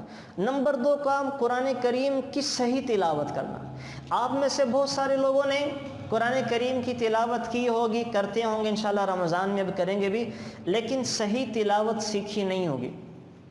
اور صحیح تلاوت نہ سیکھنے سے کتنے مسائل ہوتے ہیں، میں آپ کو بتاتا ہوں کہ ترجمہ کیا بن جاتا ہے، مطلب کہاں سے کہاں بگڑ جاتا ہے۔ ایک آدمی نے نماز پڑھنا شروع کر دیا اور پڑھا الحمدللہ رب العالمین، ہا کے ساتھ مطلب بنے گا تمام تعریفیں اللہ کے لیے، یہ بالکل ٹھیک ہے، الحمدللہ رب العالمین تمام تعریفیں اللہ کے لیے، بالکل ٹھیک ہے۔ لیکن اگر کسی نے پڑھا الحمدللہ بجائے ہا کے ہا پڑھ دی، جو لاہوری ہا جیسے ہم 2 چشموں والی ہا لکھتے ہیں، تو مطلب بنے گا تمام موتیں اللہ کے لیے ہیں، اللہ ہی مرے گا اور کائنات میں کوئی نہیں مرے گا۔ اب معاذ اللہ یہ مطلب ہی بگڑ گئے، ایسے شخص کی نماز ٹوٹ گئی، اس کی نماز ہی نہیں ہوئی، وہ روزانہ جاتا ہے اور معاذ اللہ نماز میں اللہ کو گالیاں دے کے آ جاتا ہے۔ اسی لیے تو سرکار دو عالم صلی اللہ علیہ وسلم نے فرمایا کہ میری امت میں سے بعض وہ لوگ ہوں گے جو 60 سال تک نمازیں پڑھیں گے، لیکن ان کی ایک نماز بھی اللہ کے ہاں قبول نہیں ہوگی۔ کیا ہوگا کہ کسی کا رکوع ٹھیک نہیں، کسی کا سجدہ ٹھیک نہیں ہے، کسی کا قیام ٹھیک نہیں ہے، اور کسی کی تلاوت ٹھیک نہیں ہے۔ اس نے قرآن پڑھنا سیکھا ہی نہیں ہے، اس نے قرآن کو تلاوت کرنا صحیح مخارج کے ساتھ سیکھے ہی نہیں ہے، اتنی بڑی غلطیاں کرتا ہے۔ تو الحمدللہ میں اتنی بڑی غلطی ہے۔ اب آپ آگے آئیں، ہم پڑھتے ہیں سورہ کافرون، بسم اللہ الرحمن الرحیم، قل یا ایہا الکافرون لا اعبد ما تعبدون۔ اب لام میں الف بھی ہے، تھوڑا لمبا بھی کرتے ہیں مد کی وجہ سے، چلیں کوئی مد کی وجہ سے لمبا نہ کرے، لا کو پڑھ دے لا اعبدو، مطلب ٹھیک بنے گا۔ مطلب کیا بنے گا؟ اے نبی جی کافروں سے کہہ دیجئے جن بتوں کی تم عبادت کرتے ہو، میں اللہ کا نبی ان بتوں کی عبادت نہیں کرتا۔ مطلب ٹھیک ہے، بالکل ٹھیک ہو گیا۔ لیکن اگر کسی نے پڑھا، کیا پڑھا؟ قل یا ایہا الکافرون لا اعبد ما تعبدون، لام کا الف نہیں ملایا، تو مطلب کیا بنے گا؟ اے نبی جی کافروں سے کہہ دیجئے جن بتوں کی تم عبادت کرتے ہو، میں اللہ کا نبی بھی انہی بتوں کی عبادت کرتا ہوں۔ جن بتوں کی تم عبادت کرتے ہو، میں اللہ کا نبی بھی انہی بتوں کی عبادت کرتا ہوں۔ اب اس سے کیا ہوا؟ اس کی نماز ٹوٹ گئی، اور معاذ اللہ رسول اللہ صلی اللہ علیہ وسلم پر الزام اور بہتان لگا دیا، اور قرآن کا مطلب بھی بالکل بدل دیا گیا۔ تو کتنا نقصان ہوا کہ صرف نہ سمجھنے نہ پڑھنے کی وجہ سے۔ اور سناؤں آپ کو، اب قاف ہے قرآن کریم میں، 2 نقطوں والا جو قاف ہوتا ہے، اب اللہ تعالیٰ کہہ رہے نزل علی قلبک، اے نبی جی یہ قرآن ہم نے آپ کے دل پر اتارا ہے، نزل علی قلبک، آپ کے دل پر یہ قرآن اتارا گیا ہے، یہ ٹھیک ہے۔ لیکن اگر کسی نے بجائے قاف کے کاف پڑھ دیا، یعنی کراچی والا کش والا کاف، قلبی کا پڑھ دیا، کیا؟ نزل علی قلبی کا، تو مطلب بنے گا اے نبی جی ہم نے قرآن کو آپ کے کتے پر اتار دیا۔ مطلب ہی بگڑ گیا، مطلب ہی بدل گیا۔ تو اللہ معاف فرما، ہم ایسا کرتے بھی ہیں، میں نے خود کئیوں سے سنا، اور اتنی بڑی بڑی غلطیاں کرتے ہیں جسے لحن جلی کہتے ہیں، جس کے کرنے سے نماز ہی ٹوٹ جاتی ہے، اور لوگ کر رہے ہوتے ہیں، لحن جلی کا ارتکاب کر رہے ہوتے ہیں۔ تو گزارش یہ ہے کہ قرآن کریم کی تلاوت بھی کریں اور صحیح تلاوت کریں، تھوڑی کر لیں لیکن صحیح کر لیں، غنہ مد شد کے ساتھ کر لیں، صحیح حروف کی ادائیگی سیکھ کر وہ کر لیں تو قرآن کریم کی صحیح تلاوت کرنا یہ قرآن کریم کا دوسرا حق ہے۔ قرآن کریم کو پڑھنا، اس کی تلاوت کرنا یہ قرآن کریم کا دوسرا حق ہے۔ نمبر 3، قرآن کریم کو سمجھنا۔ قرآن کریم کو سمجھنا یہ ان دونوں سے زیادہ اہم ہے۔ اللہ معاف فرمائے، ہم قرآن کریم پر ایمان بھی لے آئے، قرآن کریم کی تلاوت بھی کسی نہ کسی درجے میں کرتے ہیں، لیکن قرآن کریم کو سمجھتے نہیں ہیں، قرآن کریم کو سمجھنے سے قاصر ہیں، سمجھنے کی کوشش نہیں کرتے۔ ہمیں نہیں پتہ کہ قرآن کریم کے کتنے احکامات ہیں، ہمیں نہیں پتہ کہ قرآن کریم میں اللہ تعالیٰ کیا کیا فرما رہے ہیں، ہمیں نہیں پتہ کہ قرآن کریم کے احکامات کتنے ہیں، ہمیں نہیں پتہ کہ قرآن کریم میں اللہ تعالیٰ نے کتنی چیزوں سے ہمیں منع کیا ہے اور روکا ہے، ہمیں نہیں پتہ کہ قرآن کریم میں حلال کردہ چیزیں کتنی ہیں، حرام کردہ چیزیں کتنی ہیں، ہمیں ان چیزوں کا نہیں پتہ۔ کیوں پتہ کیوں نہیں ہے؟ ہم نے سیکھا ہی نہیں ہے، کبھی سیکھنے کی کوشش نہیں کی۔ تو قرآن کریم کو سمجھنا یہ شاید پڑھنے سے زیادہ اہم اور ضروری ہے۔ میں آپ کو اس کی مثال دے کے سمجھاتا ہوں۔ اصل میں پہلے یہ سمجھے قرآن کریم ہے کیا؟ یہ اللہ تعالیٰ کے میسیجز ہیں، اللہ تعالیٰ کے پیغامات ہیں انسانوں کے نام۔ یہ بالکل ایسے ہی ہے کہ جیسے ایک بادشاہ نے اپنے کسی وزیر کو ایک خط دیا، یا بلکہ آپ یہ کہہ لیں کہ بادشاہ نے دیہات میں سے کسی شخص کو بلایا کہ بھئی میرے پاس آؤ۔ اب وہ دیہاتی بادشاہ کے پاس گیا، بادشاہ نے ایک خط دیا کہ بھئی اس میں کچھ کرنے کے کام ہیں اور کچھ نہ کرنے کے کام ہیں، تو 1 مہینے کی تمہارے پاس مہلت ہے، جن کاموں کو کرنے کا حکم دیا ہے ان کو بجا لانا، اور جن کاموں سے میں نے روکا ہے ان سے رک جانا، یہ تمہارے ذمے 1 مہینے کا کام ہے۔ اب وہ دیہاتی کیا کرتا ہے؟ بادشاہ کا خط لے کر وہ اپنے دیہات میں جاتا ہے، اپنے گاؤں میں جاتا ہے، اور لوگوں کو بادشاہ کا خط دکھاتا پھر رہا ہے اور اعلان کرا، دیکھو میرے نام بادشاہ کا خط آیا ہے، بادشاہ نے مجھے خط دیا ہے۔ اور روزانہ صبح اٹھ کر کیا کرتا ہے؟ اس خط کو چومتا ہے، بوسے دیتا ہے اور لوگوں کو دکھاتا پھرتا، دیکھو میرے نام بادشاہ کا خط آیا ہے۔ لیکن جو خط میں لکھا ہے اس نے پڑھ کے دیکھا ہی کوئی نہیں ہے، خط میں جو کرنے کے کام تھے ان کو کرنے کی کوشش ہی نہیں کی، اور جن چیزوں سے بچنے کا کہا تھا ان سے بچنے کی اس نے کوشش ہی نہیں کی۔ 1 مہینہ پورا ہو گیا، اب آپ بادشاہ کے دربار میں وہ گیا، اب آپ مجھے امانت داری سے بتائیں کہ وہ آدمی اگر جا کر یہ جواب دے کہ بادشاہ سلامت، میں روزانہ اٹھ کر آپ کے خط کو چومتا تھا، خوشبو لگاتا تھا، بڑے میں نے اس کو ایک غلاف کے اندر چھپا کے سنبھال کے رکھا ہوا تھا، تو بادشاہ اس کی اس بات سے خوش ہوگا؟ بادشاہ خوش نہیں ہوگا، ناراض ہوگا۔ بادشاہ کہے گا اللہ کے بندے، جو اس کے اندر کرنے کے کام تھے تو نے کیے نہیں، جن چیزوں سے میں نے بچنے کا کہا تھا تو نے پرہیز نہیں کیا، تو میرا نافرمان نکلا ہے۔ بادشاہ پکڑ کے اس کو جیل خانے میں ڈال دے گا کہ یہ اس کے بوسے دینے میں لگا رہا، اس کو خوشبو لگانے میں لگا رہا اور میری بات نہیں مانی ہے اس نے۔ بادشاہ ناراض ہوگا، ہم نے بھی یہ کیا۔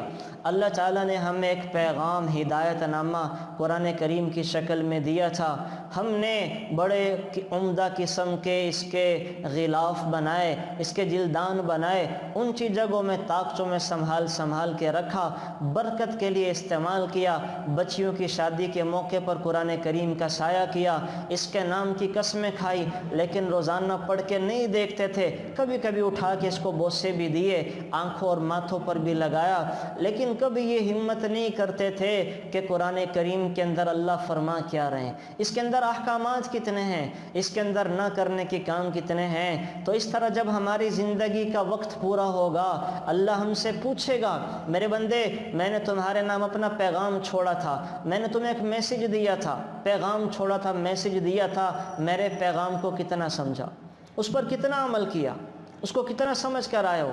تو ہم کہیں کہ ہمارے پاس وقت نہیں تھا، ہمارے پاس حالات نہیں تھے، ہمارے پاس سمجھنے کو وقت سمجھانے والا کوئی نہیں تھا، ہمارے پاس وہ مواقع نہیں تھے، اللہ کوئی بہانہ کسی انسان کا نہیں سنیں گے، کسی شخص کا کوئی بہانہ اللہ تعالیٰ نہیں سنیں گے۔ اور یاد رکھیں آج کے زمانے میں قرآن کریم کا سمجھنا جتنا آسان ہو گیا کبھی نہیں تھا۔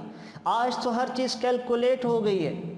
آپ دیکھیں، ایک تو اللہ خود گواہی دے رہے ہیں، اللہ کہہ رہے ہیں وَلَقَدْ يَسَّرْنَا الْقُرْآنَ لِلذِّكْرِ فَهَلْ مِن مُدَّكِرٍ، ہم نے قرآن کریم کو نصیحت کے لیے، سمجھنے کے لیے آسان کر دیا، ہے کوئی سمجھنے والا؟ ہم نے قرآن کریم پڑھنے کے لیے آسان کر دیا، ہے کوئی پڑھنے والا؟ ہم نے سمجھنا اس کا بہت آسان کر دیا، ہر عمر میں ہر کوئی اس کو سمجھ سکتا ہے، اس کے پیغامات بڑے آسان اور واضح ہیں، ہے کوئی سمجھنے والا؟ ہے کوئی سمجھنے والا؟ قرآن کریم کے اندر 84,000 اب تو الفاظ بھی گنے جا چکے ہیں، 84,300 الفاظ ہیں جو قرآن کریم کے اندر استعمال ہوئے، اور وہ بار بار ریپیٹ ہو کے آ رہے ہیں، مثلا یہ اقیم الصلاۃ وآتوا الزکاۃ، یہ جگہ جگہ آپ قرآن کریم میں دیکھتے ہوں گے، اس کا ترجمہ کیا ہے؟ لوگوں نماز ادا کرو، زکوٰۃ دو۔ اب یہ تقریباً 700 مرتبہ یہ الفاظ استعمال ہوئے ہیں۔ اگر کسی نے ایک دفعہ اس کا ترجمہ یاد کر لیا، اقیم الصلاۃ وآتوا الزکاۃ، لوگوں نماز پڑھو، زکوٰۃ دو، تو اس سے 700 الفاظ کا ترجمہ یاد ہو گیا۔ یا ایھا الذین آمنوا، اللہ تعالیٰ جگہ جگہ استعمال کرتے ہیں، یا ایھا الذین آمنوا، اے ایمان والو، اتنا اس کا ترجمہ، اے ایمان والو، اے ایمان والو۔ جس شخص نے ایک دفعہ اس کا ترجمہ یاد کر لیا تو اس نے گویا کہ 88 مرتبہ یہ استعمال ہوا ہے، اس نے 88 آیات کا ترجمہ یاد کر لیا۔ ابھی اچھا، پھر یہ 84,000 الفاظ، ان کو یہ جو قرآن کریم میں استعمال ہوئے ہیں، جو ورب ہیں اور جو ناؤن ہیں، یعنی جو افعال ہیں اور جو اسماء ہیں، وہ 2000 مرتبہ سارے ملا کے جو قرآن کریم کے الفاظ ہیں، وہ ناؤن کی شکل میں ہوں یا ورب کی شکل میں ہوں، وہ 2000 مرتبہ استعمال ہوئے ہیں، 2000۔ اور 2000 میں سے بھی 500 الفاظ وہ ہیں جو اردو میں ہم استعمال کرتے ہیں، مثلا جسم ہے قرآن کریم میں استعمال ہو، ہم اردو میں استعمال کرتے ہیں۔ ارض ہے، ہم اراضی، ہماری اراضی، آپ کی اراضی کتنی ہے، اردو میں استعمال ہوا ہے۔ جنت ہے، اردو میں استعمال ہوتا ہے۔ جہنم ہے، اردو میں استعمال ہوتا ہے۔ جنات ہیں، اردو کا الفاظ ہے۔ ملائکہ ہے، فرشتوں کا نام، فرشتوں کا عربی میں کہتے ملائکہ، جو اردو میں استعمال ہوتا ہے۔ آپ قرآن کریم شروع سے لے لیں، الف لام میم ذالک الکتاب، کتاب کا لفظ اس اردو میں استعمال ہوتا ہے۔ لا ریب فی، لا ریب ہم اردو میں بھی بولتے ہیں کہ اس میں کوئی شک نہیں، مجھے کوئی ریب نہیں ہے، شک نہیں ہے۔ ہدی للمتقین، ہدایت کا لفظ اردو میں استعمال ہوتا ہے۔ متقین ہم سب بولتے ہیں کہ یہ متقی آدمی ہیں، اردو میں استعمال ہوتا ہے۔ تو آپ خود دیکھ لیں کہ کتنے الفاظ ہیں جو اردو میں استعمال ہوتے ہیں۔ 500 الفاظ ایسے ہیں جو 2000 میں سے جو اردو میں استعمال ہوتے ہیں۔ باقی بچے کتنے؟ باقی بچے صرف 1500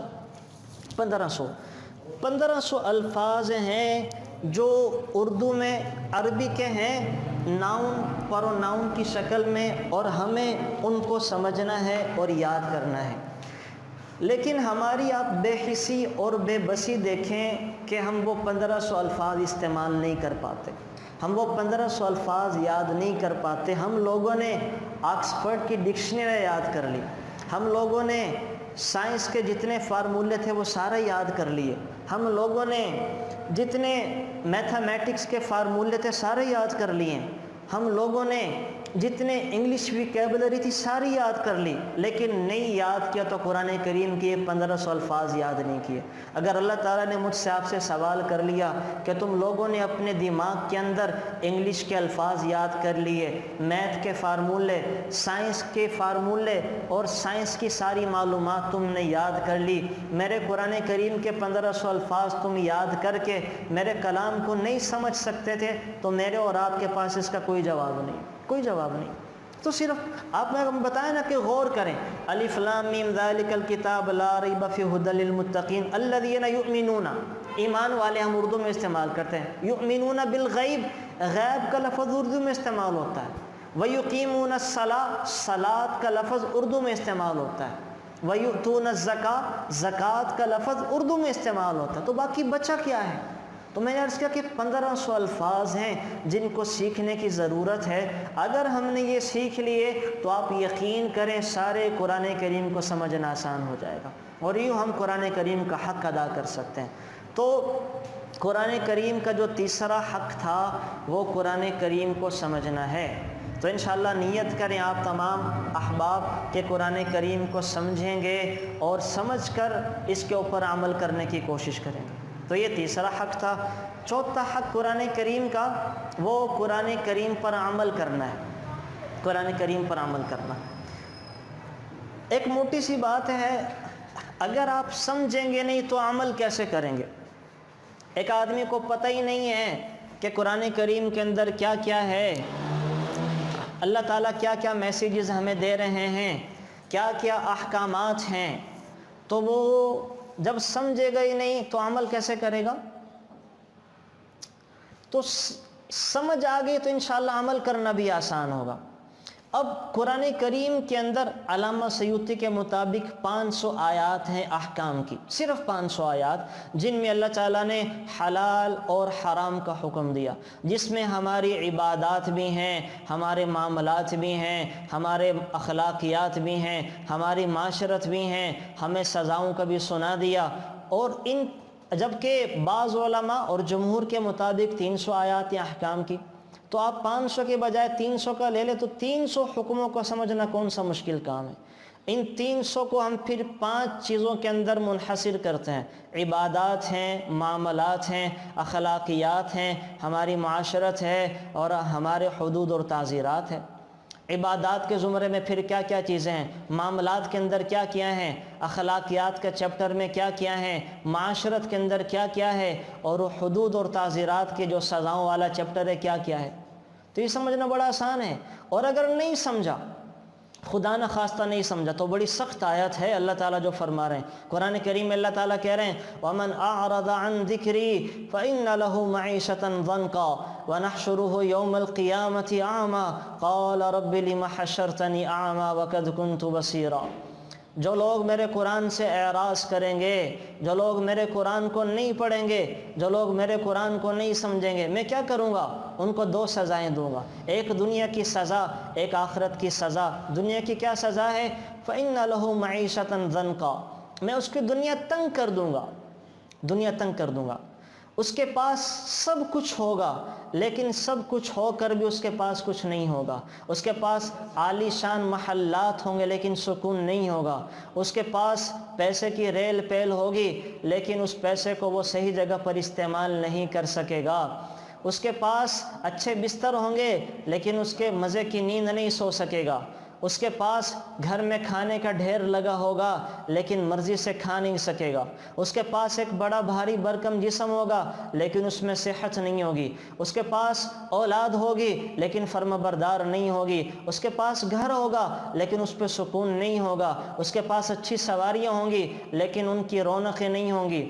اس کے پاس خاوند ہوں گے، عورتیں ہیں، وہ ان کے وفادار نہیں ہوں گے۔ مرد ہیں، بیویاں ہوں گی، وہ ان کی تابع دار نہیں ہوں گی۔ تو اللہ کہہ رہے میں دنیا تنگ کر دوں گا، دنیا یہ مطلب ہے فَإِنَّ لَهُ مَعِيشَةً ضَنْكًا، اس کی زندگی تنگ کر کے رکھ دوں گا۔ آخرت کی سزا کیا ہے؟ وَنَحْشُرُهُ يَوْمَ الْقِيَامَةِ أَعْمَى، میں قیامت کے دن اس کو اندھا کر کے اٹھاؤں گا۔ جب وہ قبر سے اٹھے گا تو نابینا ہو کے اٹھے گا۔ قال رب لم حشرتنی اعمی، یہ آدمی کہے گا یا اللہ تو نے مجھے نابینا کیوں اٹھایا؟ میں تو دیکھنے والا تھا، میری آنکھیں تو دوربین تھی، میں تو بڑی دور تک دیکھ سکتا تھا، یا اللہ تو نے مجھے نابینا کیوں اٹھایا؟ تو اللہ کہیں گے قال كذلك اتتك آیاتنا فنسیتها، تمہارے پاس میری آیات آئی تھی، تمہارے پاس میری آیات آئی تھی تو تم نے میری آیات کو بھلا دیا۔ وَكَذَلِكَ الْيَوْمَ تُنْسَى، تو میں بھی آج تمہیں بھلا دیتا ہوں، میں تمہیں تو یاد نہیں رکھوں گا۔ تمہارے پاس میری طرف سے احکامات آئے تھے، تم نے ان کو ماننا کوئی نہیں ہے، ان کو سنا کوئی نہیں ہے، ان کو سمجھنے کی کوشش نہیں کہ تم نے بھلا دیا دنیا کی مصروفیات میں لگ کے، میں بھی آج تجھے بھلا دیا تو تمہیں یاد نہیں رکھوں گا۔ تو کتنی سخت ڈانٹ اور وعید ہے ایسے شخص کے بارے میں جو قرآن کریم سے اعراض کرنے والا ہے۔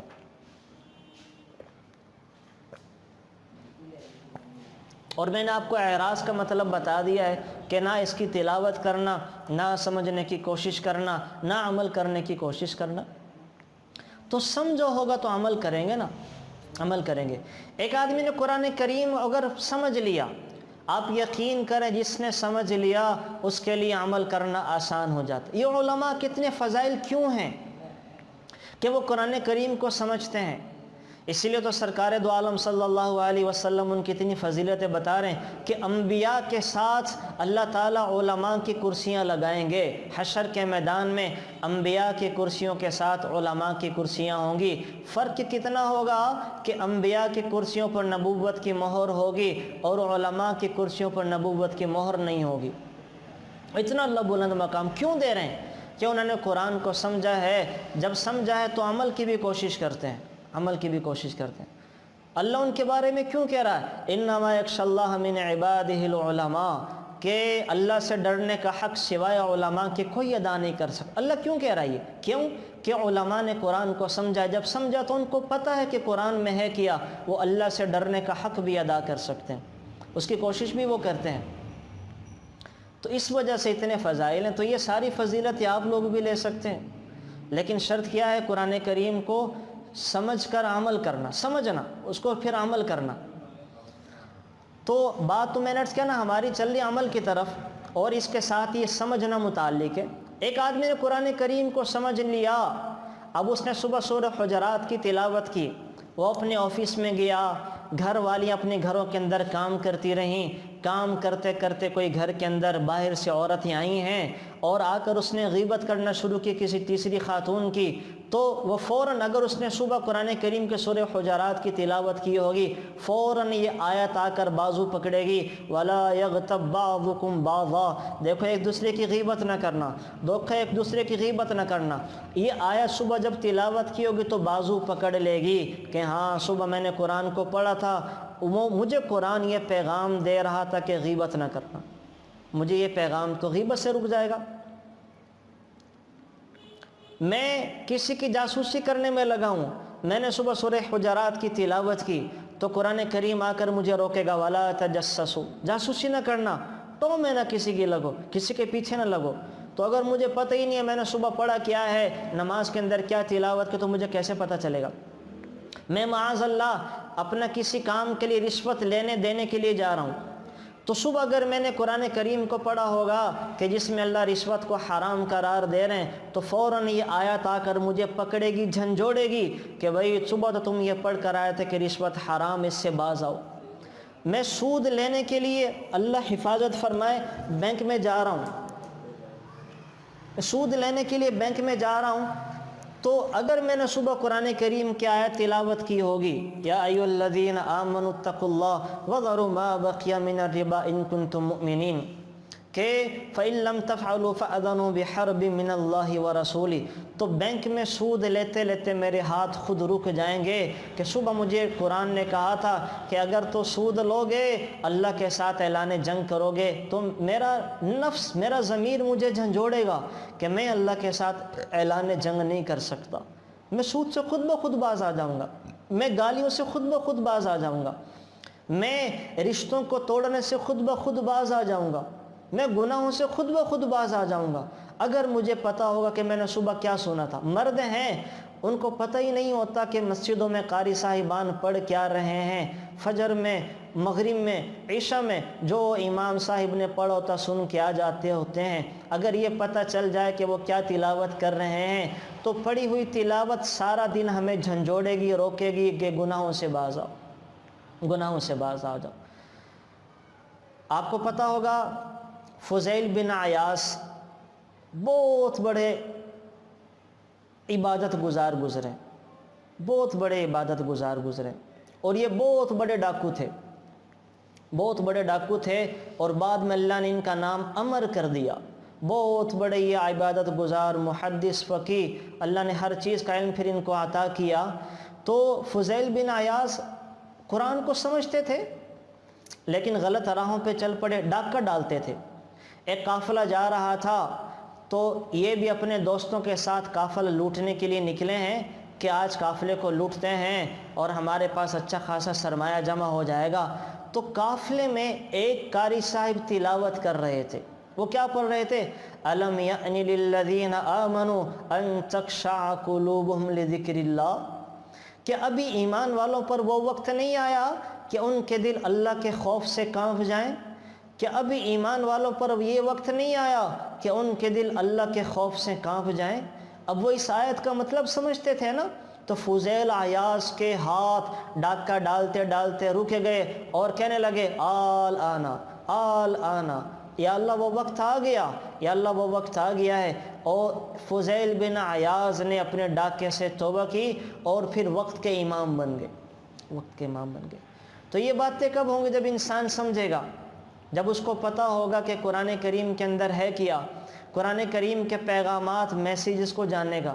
لیکن اگر ہمیں پتہ ہی نہ چلے کہ قرآن کریم میں ہے کیا، حلال کیا ہے، حرام کیا ہے، مکروہات کیا ہیں، کرنے کے کام کیا ہیں، بچنے کے کام کیا ہیں، تو ہم کیسے عمل کریں گے؟ تو عمل کرنے کے لیے سمجھنا ضروری ہے، سمجھنا ضروری ہے۔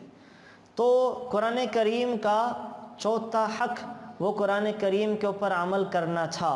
تو گزارش یہ ہے کہ قرآن کریم کے جو احکامات ہیں اس کے عمل کی طرف آ جائیں۔ عمل کیا ہے؟ عبادات ہیں، اپنی عبادات کو درست کر لیں۔ معاملات ہیں، اپنے معاملات کو درست کر لیں۔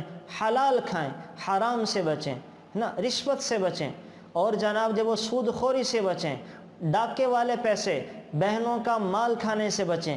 میراث جب آئے اس کی دیانت داری کے ساتھ تقسیم کریں، امانت داری کے ساتھ تقسیم کر کے کھائیں نا، کسی کا مال نہ کھائیں، دھوکہ دے کر مال کھانے سے بچیں۔ یہ احکامات ہیں۔ معاشرت ہے، رشتہ داروں کے حقوق ادا کریں، اپنے خونی رشتوں کے حقوق ادا کریں، پڑوسیوں کے حقوق ادا کریں۔ یہ حقوق جانے ادا کرنے میں لگ جائیں۔ اخلاقیات بھی ہو، اخلاقیات سیکھیں کہ میرے نبی کے اخلاق کیسے تھے، میرے نبی کا لوگوں کے ساتھ رہن سہن، ملنا ملانا کیسا تھا، دشمنوں کے ساتھ کیا سلوک تھا، اپنوں کے ساتھ کیا سلوک ہوتا تھا، یہ سیکھ لیں۔ حدود اور تعزیرات، یہ جو سزائیں ہیں ان کے قریب بھی نہ جائیں، جن کے اوپر اللہ نے حد نافذ کی ہیں، کوڑوں کی سزائیں جاری کی ہیں، ان کے قریب بھی نہ جائیں۔ یہ موٹی موٹی سی چیزیں ہیں، یہ ہمیں پتہ چل جائے تو انشاءاللہ عمل کی طرف بھی آ جائیں گے۔ اور پھر آخری چیز جو ہے وہ قرآن کریم کے حوالے سے قرآن کریم کی تعلیمات کو آگے پھیلانا، آگے دوسروں تک پہنچانا۔ دیکھیں آپ نے قرآن کریم انشاءاللہ اب سیکھ بھی لینا ہے اور ساری زندگی اس کو پڑھنا بھی ہے، لیکن یہ اپنے تک محدود نہ رکھیں، یہ آگے پھیلائیں۔ میرے نبی سرکار دو عالم صلی اللہ علیہ وسلم نے دنیا سے جب رخصت ہو رہے ہیں تو ہر آدمی اپنے بڑے کی نصیحت یاد رکھتا ہے، ہر آدمی اپنے بڑے کی وصیت یاد رکھتا ہے۔ آپ میں سے جو عورتیں مرد ہیں سب اپنے بڑوں کی، جن کے ماں باپ یا بڑے انتقال کر چکے ہیں، مرتے وقت جو کہہ کر گئے تھے نا، بھولتے نہیں ہیں۔ ہم کہتے ہیں میری اماں نے وصیت کی تھی، میرے ابا نے وصیت کی تھی، میں یہ کر کے رہوں گا۔ ایک وصیت ہمیں سرکار دو عالم صلی اللہ علیہ وسلم نے بھی کی تھی۔ انہوں نے کیا کہا تھا؟ انہوں نے کہا تھا بلغوا عنی ولو آیا، لوگو میری اگر تمہیں ایک بات بھی تم تک پہنچ گئی ہے اس کو اپنے تک نہ رکھنا، اس کو پوری دنیا کے انسانوں تک پہنچا دینا، اس کو آگے پھیلانا۔ یہ خزانہ ہے، یہ خزانہ آگے پھیلانے سے پھیلے گا، بڑھے گا۔ اگر اپنے پاس رکھو گے اس کو زنگ لگ جائے گا۔ تو قرآن کریم کی تعلیمات کو آگے پھیلانا یہی وجہ ہے۔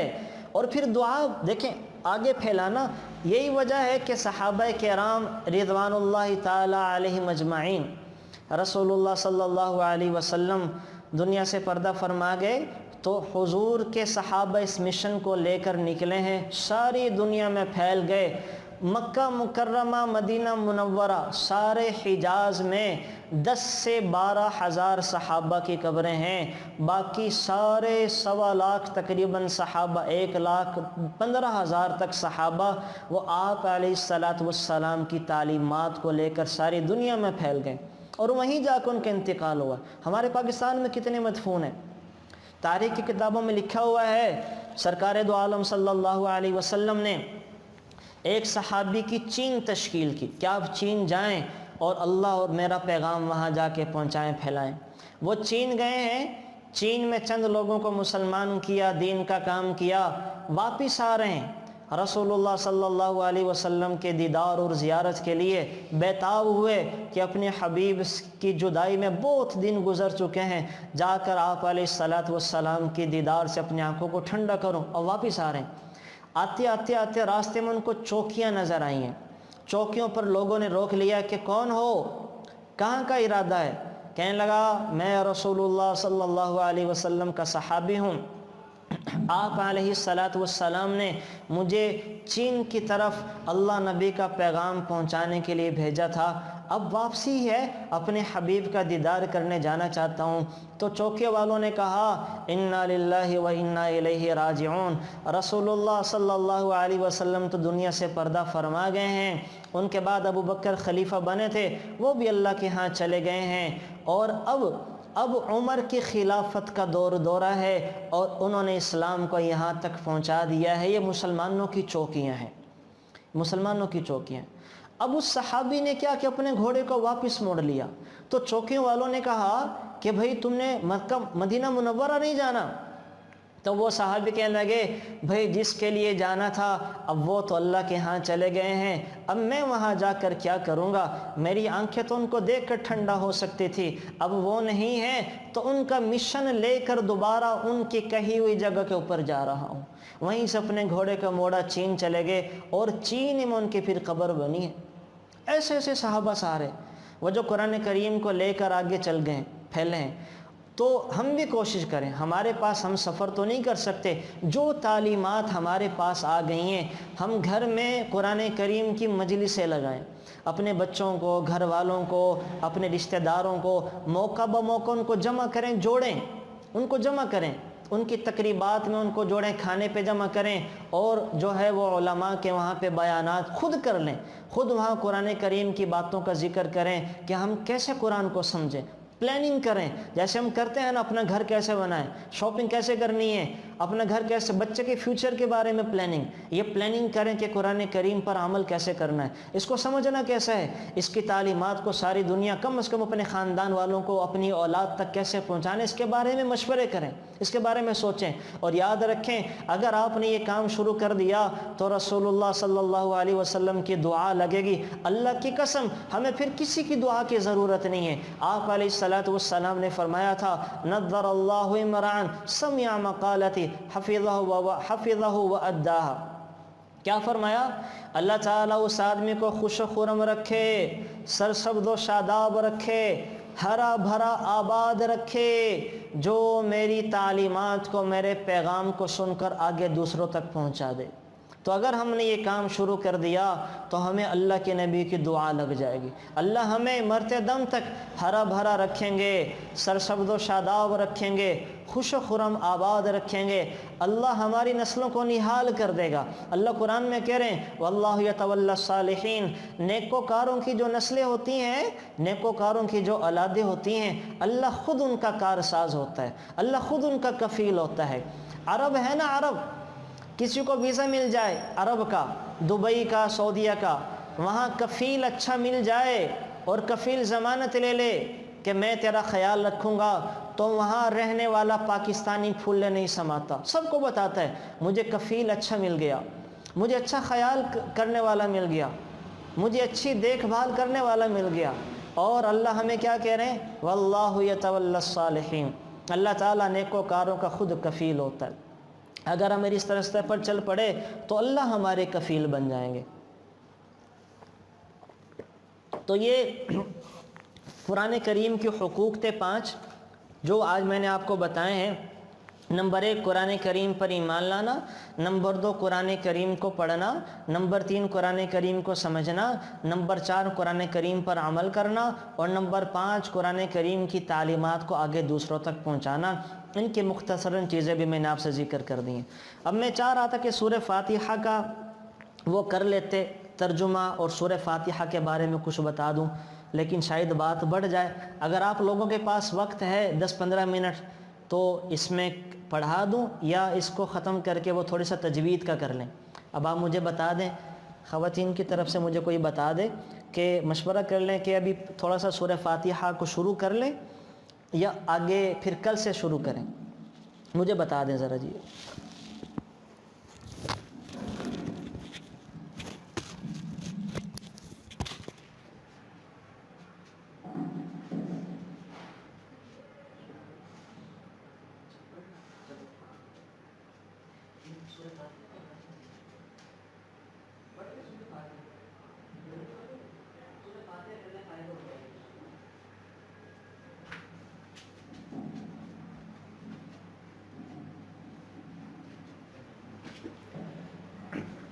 چلیں جی، اللہ تعالیٰ آپ تمام احباب کو ہمیشہ خوش رکھے، شاد آباد رکھے۔ اللہ تعالیٰ آپ کی سیکھنے سکھانے کو قبول فرمائے، اللہ تعالیٰ بہت مبارک کر دے۔ میں سورہ فاتحہ کے حوالے سے کچھ چیزیں ذکر کر دیتا ہوں۔ ایک تو یہ سمجھیں بات، بلکہ یہ نوٹ بھی کر لیں کہ قرآن کریم میں ہے کیا۔ قرآن کریم کے اندر اللہ تعالیٰ ہمیں کیا بتانا چاہ رہے ہیں، کیا پیغام دینا چاہ رہے ہیں، تو شاہ ولی اللہ رحمۃ اللہ علیہ کی بات یاد رکھیں۔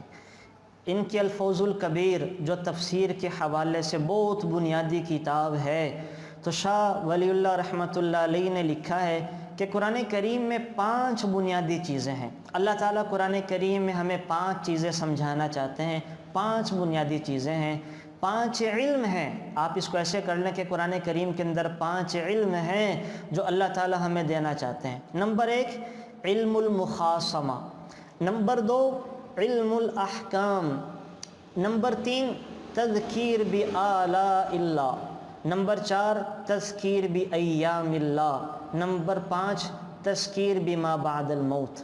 اب ان کا مطلب کیا ہے میں وہ سمجھا دیتا ہوں۔ علم المخاصمہ، جس کو علم المناظرہ بھی کہتے ہیں، یعنی قرآن کریم میں وہ فرق باطلہ جو یہود ہیں، نصارہ ہیں، مشرکین ہیں، ہندو ہیں، آگ اور سورج کے پجاری ہیں، تو اللہ تعالیٰ نے ان کو دلائل دیے ہیں، ان کے غلط عقائد کو ذکر کر کے صحیح عقیدے کو ذکر کیا ہے۔ یہ بتایا ہے کہ یہود غلط تھے، کہاں کہاں غلط تھے، عیسائی غلط ہوئے تو کہاں کہاں غلط ہوئے، مشرکین کی غلطیاں، ان کے غلط عقائد کیا کیا ہیں، اور پھر اللہ تعالیٰ نے اس کے مقابلے میں صحیح بات، آپ علیہ الصلاۃ والسلام کی بات اور آپ کی نبوت کو پیش کیا ہے، اور اسلام کی شکل میں ایک نئے دین کو پیش کر کر ان سب کو کاٹ دیا ہے۔ اسے کہا جاتا ہے علم المخاصمہ، یعنی فرق باطلہ کے متعلق بحث کرنا۔ نمبر 2 علم الاحکام، اس میں کیا ہے؟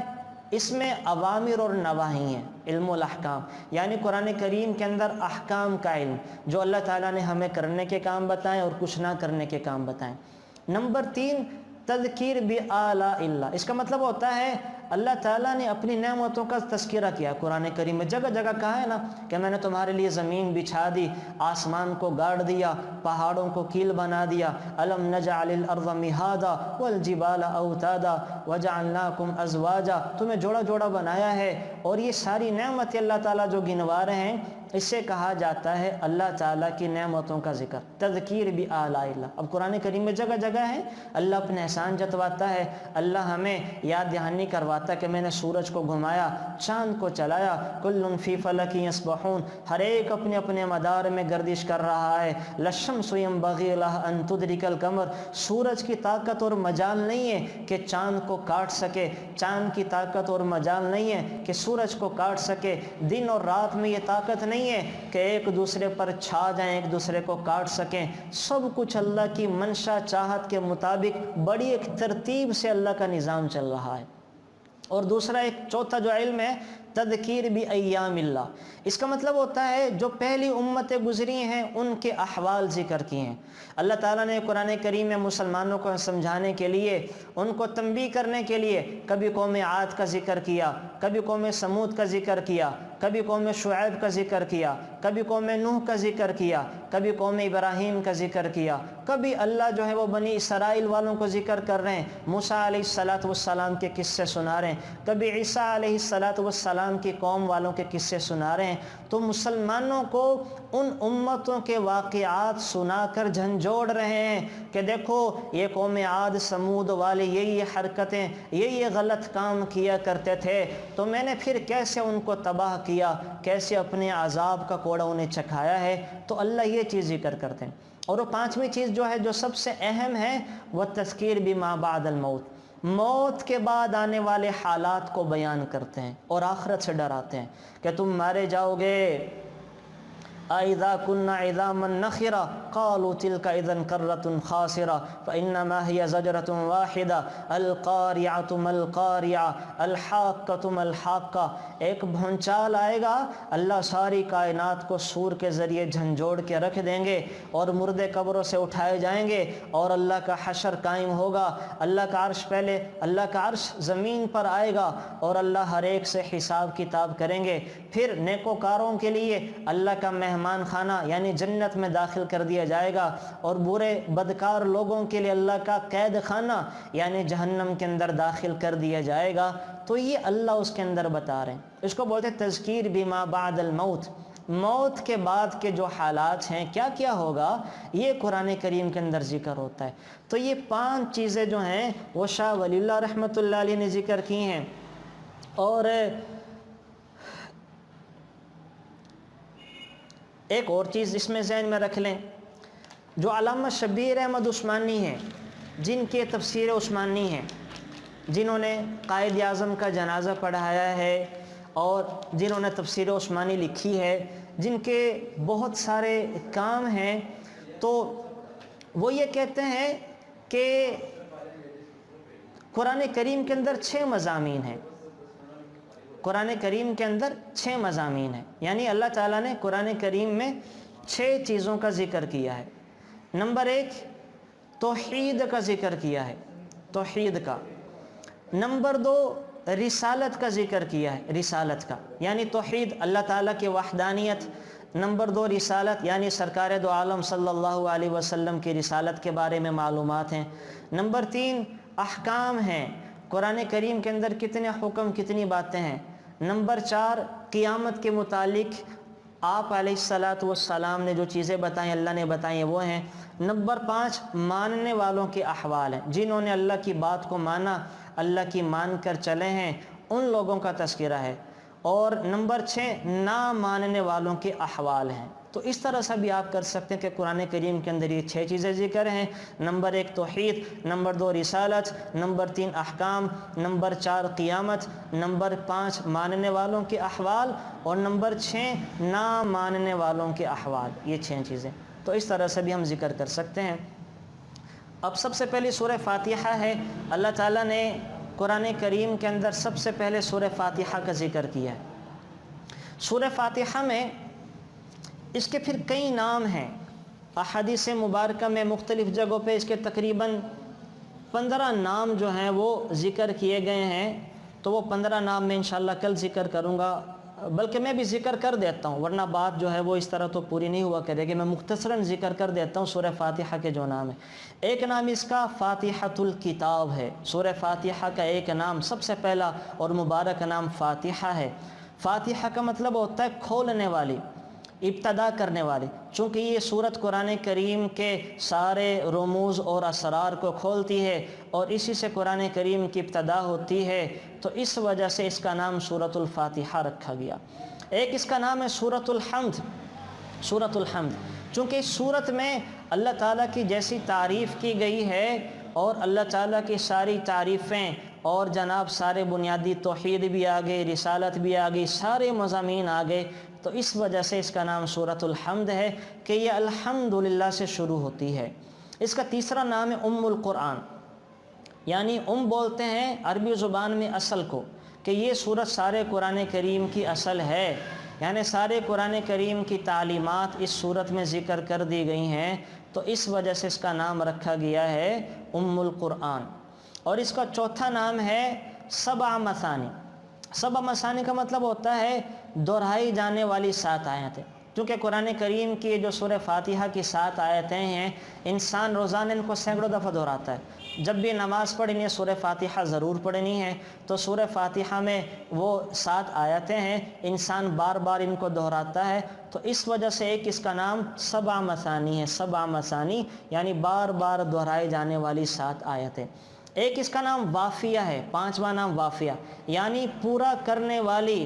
چونکہ یہ صورت ہر مقصد کو پورا کرتی ہے، اس میں عقائد کی اصلاح بھی ہے، اعمال اور اخلاق کی اصلاح بھی ہے، اور جناب آخرت کا ذکر بھی آ گیا، اور غیر المغضوب علیہم ولا الضالین، جن قوموں کے نقش قدم پہ چلنے سے بچنا ہے ان کا ذکر بھی آ گیا۔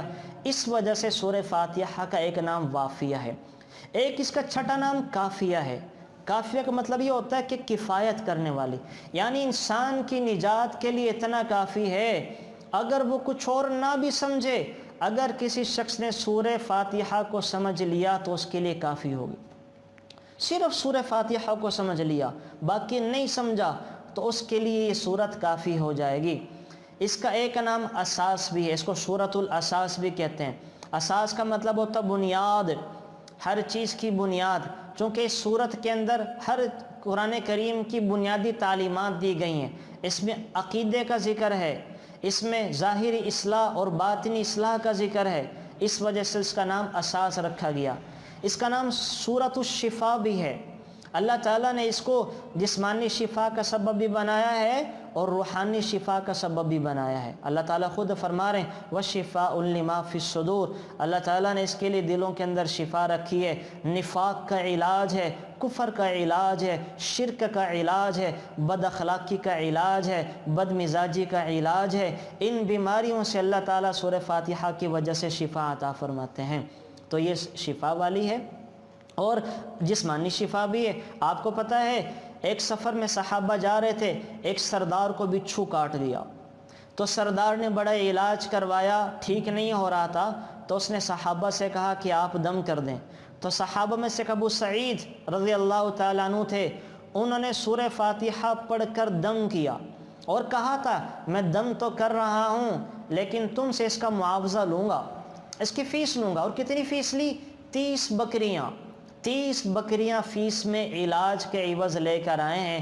اب وہ رسول اللہ صلی اللہ علیہ وسلم کے پاس آئے ہیں، تو آپ علیہ السلام کو آ کر سارا واقعہ سنایا۔ ایک سردار کو بچھو نے کاٹ لیا تو ہم نے اس کو دم کیا اور عوض میں 30 بکریاں بھی لے کر آئیں، تو آپ علیہ السلام مسکرائے اور ہنسے، اور آپ علیہ السلام نے ان میں سے تناول بھی فرمایا کہ ان بکریوں میں میرا بھی حصہ رکھو، مسکرائے، اور ان بکریوں سے جو عوض لے کر آئے تھے وہ بھی آپ علیہ السلام نے تناول فرمایا۔ تو یہ جو ہے سورہ فاتحہ، یہ سورۃ الشفا بھی ہے۔ اس کا ایک نام تعلیم المسئلہ ہے، تعلیم المسئلہ، چونکہ اس سورت میں اللہ تعالیٰ انسانوں کو مانگنے کے آداب سکھاتے ہیں کہ مجھ سے مانگا کیسے جاتا ہے۔ اس سورت میں بتا رہے ہیں الحمدللہ رب العالمین، کہ پہلے میری تعریف کرو، پہلے میری شان بیان کرو، پھر شان بیان کر کے مجھ سے مانگنا شروع کرو، ہے نا۔ الحمدللہ رب العالمین، اللہ سب تعریفیں تیرے لیے ہیں۔ الرحمن، تو رحمان بھی ہے، رحیم بھی ہے، آخرت میں مسلمانوں پہ رحم کرے گا، دنیا پہ ہر ایک پر رحم کرتا ہے۔ مالک یوم الدین، قیامت کے دن کا شہنشاہ بادشاہ ہے۔ اب مانگ رہے ہیں، یہ اللہ کی تعریف کی، اس کے بعد ہم نے مانگنا شروع کر دیا۔ مانگنے کا انداز ہوتا ہے، جب تک آپ کسی کی تعریف نہیں کریں گے، دل نہیں جیتیں گے، مانگ نہیں سکتے۔ بغیر تعریف کیے کسی سے مانگیں گے وہ آپ کو دے گا نہیں۔ تو اللہ نے ہمیں آداب سکھائے، پہلے تم نے میری تعریف کے مانگو، ایاک نعبد و ایاک نستعین، یا اللہ ہم عبادت بھی تیری ہی کرتے ہیں تو مدد بھی تجھ سے مانگیں گے۔ اہدنا الصراط المستقیم، ہمیں سیدھا رستہ دکھا، یہ دعا مانگ لی۔ تو اس وجہ سے اس کا نام کیا ہے؟ تعلیم المسئلہ۔ اس کا 10واں نام ہے سورۃ الشکر، چونکہ اس کے اندر ہمیں شکر کرنا سکھایا گیا۔ الحمدللہ رب العالمین، ابتدا یہاں سے کی الحمدللہ، اللہ سب چیزوں میں تیرا شکر ہے۔ اور پھر ہمیں موقع جگہ جگہ آپ علیہ السلام نے شکر کی دعا سکھائی۔ کھانا کھاتے حضور نے سکھایا الحمدللہ الذی اطعمنا وسقانا وجعلنا مسلمین، یا اللہ تیرا شکر ہے تو نے کھلایا پلایا۔ نئے کپڑے پہنتے ہیں، حضور نے سکھایا الحمدللہ الذی کسانی، یا اللہ تو نے تیرا شکر تو نے نئے کپڑے پہنائے۔ ہے نا. سفر کی دعا میں الحمدللہ الذی سخر لنا، یا اللہ تیرا شکر ہے تو نے اس سواری کو ہمارے تابع کر دیا. تو جگہ جگہ اس کو ہم نے وہ سکھایا. تو یہ دعا، یہ سورۃ الشکر بھی ہے. ایک اس کا نام سورۃ الدعا بھی ہے کہ اس سورت میں ہمیں دعا کے آداب سکھائے گئے ہیں. اس کا 12واں نام سورہ رقیہ ہے، جھاڑ پھونک والی سورت، کہ اس سورت کو پڑھ کر دم کیا جاتا ہے تو اللہ تعالیٰ شفا عطا کرتے ہیں. اس کا ایک نام وہ 14واں نام سورۃ الکنز بھی ہے. کنز بھی ہے اس کا نام. کنز کا معنی ہے خزانہ. یہ آپ علیہ السلام کو اللہ تعالیٰ نے فرمایا تھا کہ یہ سورت میں نے خاص اپنے خزانوں میں سے آپ کو عطا کی ہے. خاص اپنے خزانوں میں سے سورۃ الفاتحہ عطا کی ہے. اور سورۃ آیت الکرسی بھی اسے میں ہی ہے. اور سورہ بقرہ کے آخری 2 آیات اور لا حول ولا قوت الا باللہ، یہ اللہ تعالیٰ نے خاص اپنے عرش کے خزانے میں سے عطا کی ہے. اس وجہ سے اس کا نام سورۃ الکنز بھی ہے. کنز بولتے ہیں عربی میں خزانے کو. ایک اس کا نام سورۃ الواقعہ بھی ہے. واقعہ کا مطلب ہوتا ہے بچانے والی. کیا مطلب؟ جو شخص اس پر ایمان لائے گا اور اس کی تلاوت کرتا رہے گا، اللہ تعالیٰ اس کو دنیا اور آخرت کے فتنوں سے بچائے گا. فتنوں سے بچائے گا. اس وجہ سے اس کا نام واقعہ ہے. اس کا 15واں نام ہے سورۃ الصلاۃ. چونکہ یہ نماز میں پڑھی جاتی ہے، اور جب اس کو نماز میں ہم پڑھتے ہیں تو اللہ تعالیٰ ہر آیت کے بدلے میں ہمیں جواب دیتے ہیں. بس یہ کر کے بات ختم کرتے ہیں. کیا خوبصورت جواب دیتے ہیں. اللہ کی قسم اگر ہم یہی سمجھ لینا ہمارے آج کے سبق کے لیے کافی ہے. سورہ فاتحہ، ہماری نماز اچھی ہو جائے گی. جب انسان، اللہ تعالیٰ آپ علیہ السلام فرما رہے، حدیث قدسی ہے، اللہ کہہ رہے ہیں قسمت الصلاۃ بینی و بین عبدی، میں نے نماز کو اپنے اور اپنے بندوں کے درمیان تقسیم کر دیا ہے. وَلِعَبْدِ مَا سَأَلَ، اور میرا بندہ جو مجھ سے نماز میں مانگے گا میں اس کو دوں گا. پھر آپ نے فرمایا جب بندہ پڑھتا ہے الحمدللہ رب العالمین، ہم پڑھتے ہیں نا تمام تعریف اللہ کے لیے، لیکن ہمیں تو پتہ ہی نہیں چلتا پڑھ کے آ رہے ہیں. آج سے آپ نے ترجمہ سیکھ کر سمجھ کر پڑھنا ہے اور اللہ کا جواب سننا. اللہ کیا کہتے ہیں جب بندہ کہتا ہے الحمدللہ رب العالمین، تمام تعریف اللہ کے لیے، تو جواب آتا ہے حمیدنی عبدی. اللہ فرشتوں سے کہتے ہیں واہ واہ میرے بندے نے میری تعریف بیان کی. جب بندہ کہتا ہے الرحمن الرحیم تو اللہ فرشتوں سے کہتا ہے اثنا علی عبدی، میرے بندے نے میری ثنا بیان کی ہے. پھر جب بندہ کہتا ہے مالک یوم الدین، یا اللہ تو قیامت کے دن کا مالک ہے، تو اللہ فرشتوں سے کہتا ہے مجدنی عبدی، میرے بندے نے میری بزرگی بیان کی، میرے بندے نے میری شان بیان کی ہے، میرے بندے نے میری عظمت بیان کی ہے. اور جب بندہ کہتا ہے ایاک نعبد و ایاک نستعین، یا اللہ تیری ہی عبادت کرتے ہیں، تجھ سے مدد مانگتے ہیں، تو اللہ کی طرف سے جواب آتا ہے ھذا بینی و بین عبدی، یہ میرے بندے اور میرے درمیان کی بات ہے. میں ایک کام کرتا ہوں، میرا بندہ جو مجھ سے مانگے گا میں اس کو عطا کروں گا. جب ہم پڑھتے ہیں اہدنا الصراط المستقیم صراط الذین انعمت علیہم غیر المغضوب علیہم ولا الضالین، یا اللہ نیکوکاروں کے رستوں پہ چلا، گمراہوں کے رستوں سے بچا، تو اللہ فرماتا ھذا لعبدی، یہ میرے بندے کے لیے ہے، اور میرے بندے نے مجھ سے سوال کیا ہے، جو اس نے مجھ سے مانگا ہے، نیکوکاروں پہ رستے پہ چلنے کی ہدایت اور توفیق، گناہ گاروں کے رستے سے بچنے کی توفیق، میں اپنے بندے کو اس کی توفیق عطا کروں گا، میں توفیق ادا کروں گا. تو کتنا خوبصورت ہے یہ، اس کو سورۃ الصلاۃ. تو سورہ فاتحہ نماز کے اندر سمجھ کر پڑھیں تو انشاءاللہ اللہ تعالی ہمیں اس کی برکت عطا فرمائیں گے. اللہ تعالی ہم سب کو عمل کرنے کی توفیق عطا فرمائے. اور کل سے کاپی پینسل بھی لایا کریں، کچھ چیزیں میں آپ کو نوٹ بھی کرواؤں گا. آپ ان چیزوں کو نوٹ بھی، جو پوائنٹس ہیں وہ ساری زندگی آپ لوگوں کے کام آئیں گے. اس کا بہتر حل تو یہ تھا کہ قرآن کریم ہوتا بیاض والا، اس میں لائننگ ہوتی ہے، کچھ سائڈ پہ جگہ چھوڑی ہوتی ہے تو وہاں پر بھی لکھا جا سکتا ہے.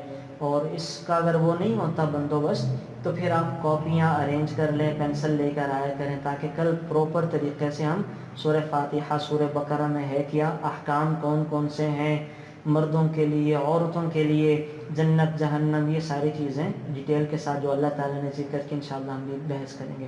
لیکن پھر گزارش کر تو اپنے ساتھ لے کر آئیں تاکہ اوروں کا فائدہ ہو اور ہماری بھی حوصلہ افزائی ہو، ہم بھرپور انداز سے اس کام کو آگے ہمیشہ ہمیشہ کے لیے چلا سکیں. دعا کر لیں آپ.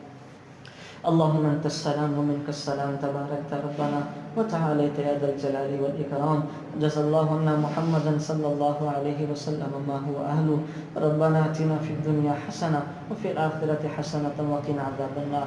یا اللہ ہم سب کو اپنے ذات عالی کا تعلق نصیب فرما. یا اللہ ہم سب کو اپنی محبت اور ملاقات کا شوق نصیب فرما. یا اللہ ہم سب کو سرکار دو عالم صلی اللہ علیہ وسلم کی کامل اتباع اور محبت نصیب فرما. آپ علیہ الصلوۃ والسلام کے مبارک طریقوں پر چل کر انہیں پوری دنیا میں پہنچانے اور پھیلانے کی توفیق نصیب فرما. یا اللہ یا رحمان یا رحیم، اس قرآن کی پڑھنے پڑھانے کی برکت سے جو تو نے وعدے کیے ہیں، تیرے نبی نے جو وعدے کیے ہیں، ہم نے اس کو پڑھنے کی، سمجھنے کی، عمل کرنے کی، آگے پھیلانے کی نیت کی ہے. یا اللہ ہماری اس نیت کے اندر یا اللہ برکت عطا فرما، ہماری اس نیت کو قبول فرما.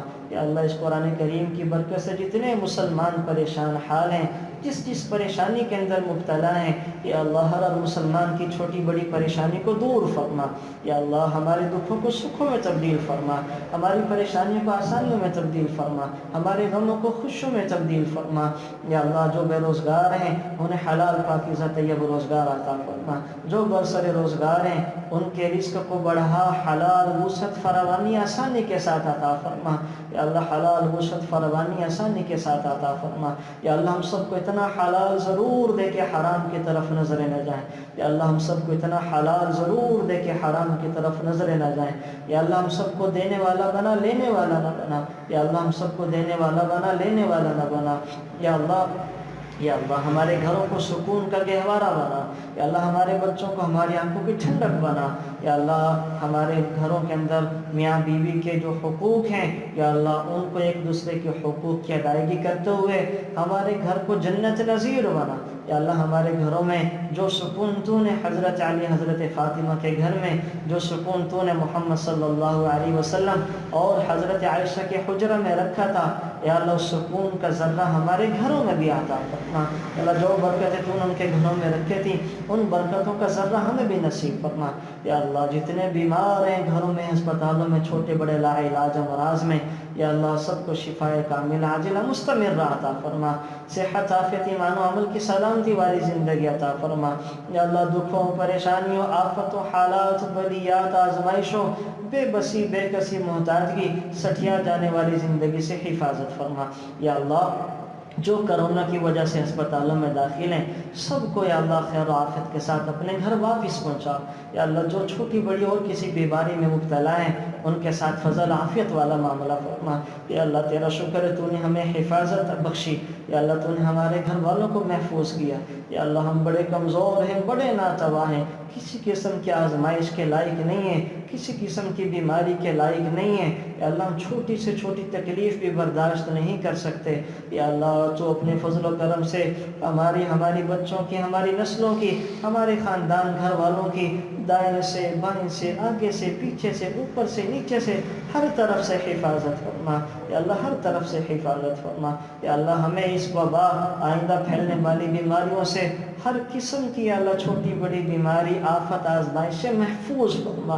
یا اللہ ہم کمزور ہیں، ناتواں ہیں، کسی قسم کی آزمائش بیماری کے لائق نہیں ہیں. یا اللہ تجھے تیرے رحیم اور کریم ہونے کا واسطہ تو ہر چھوٹے بڑے دکھ سے ہماری حفاظت فرما، ہمارے بچوں کی حفاظت فرما، ہماری نسلوں کی حفاظت فرما. یا اللہ ہمیں شریروں کے شر سے بچا، حاسدین کے حسد سے بچا، فتین کے فتنوں سے بچا. مرتے وقت ہم سب کی زبانوں پر لا الہ الا اللہ محمد رسول اللہ کو جاری فرما. یا اللہ ہمارے اس پڑھنے پڑھانے کو قبول فرما، اس میں دین دگنی رات چگنی ترقیاں عطا فرما. یا اللہ اپنے بندوں کو یا اللہ یہاں پر بھیج تاکہ وہ دین کو حاصل کر سکیں اور ہم ان کی خدمت کر سکیں. ہم سب کو دین کی خدمت، دین کے کاموں کے لیے قبول فرما. ربنا تقبل منا انك انت السميع العليم وتب علينا انك انت التواب الرحيم. صلی اللہ تعالی علی خیر خلق محمد وعلى آلہ وصحبہ اجمعین برحمتک یا رحمت. Thanks for watching. Please subscribe, like, share Mufti Sufyan.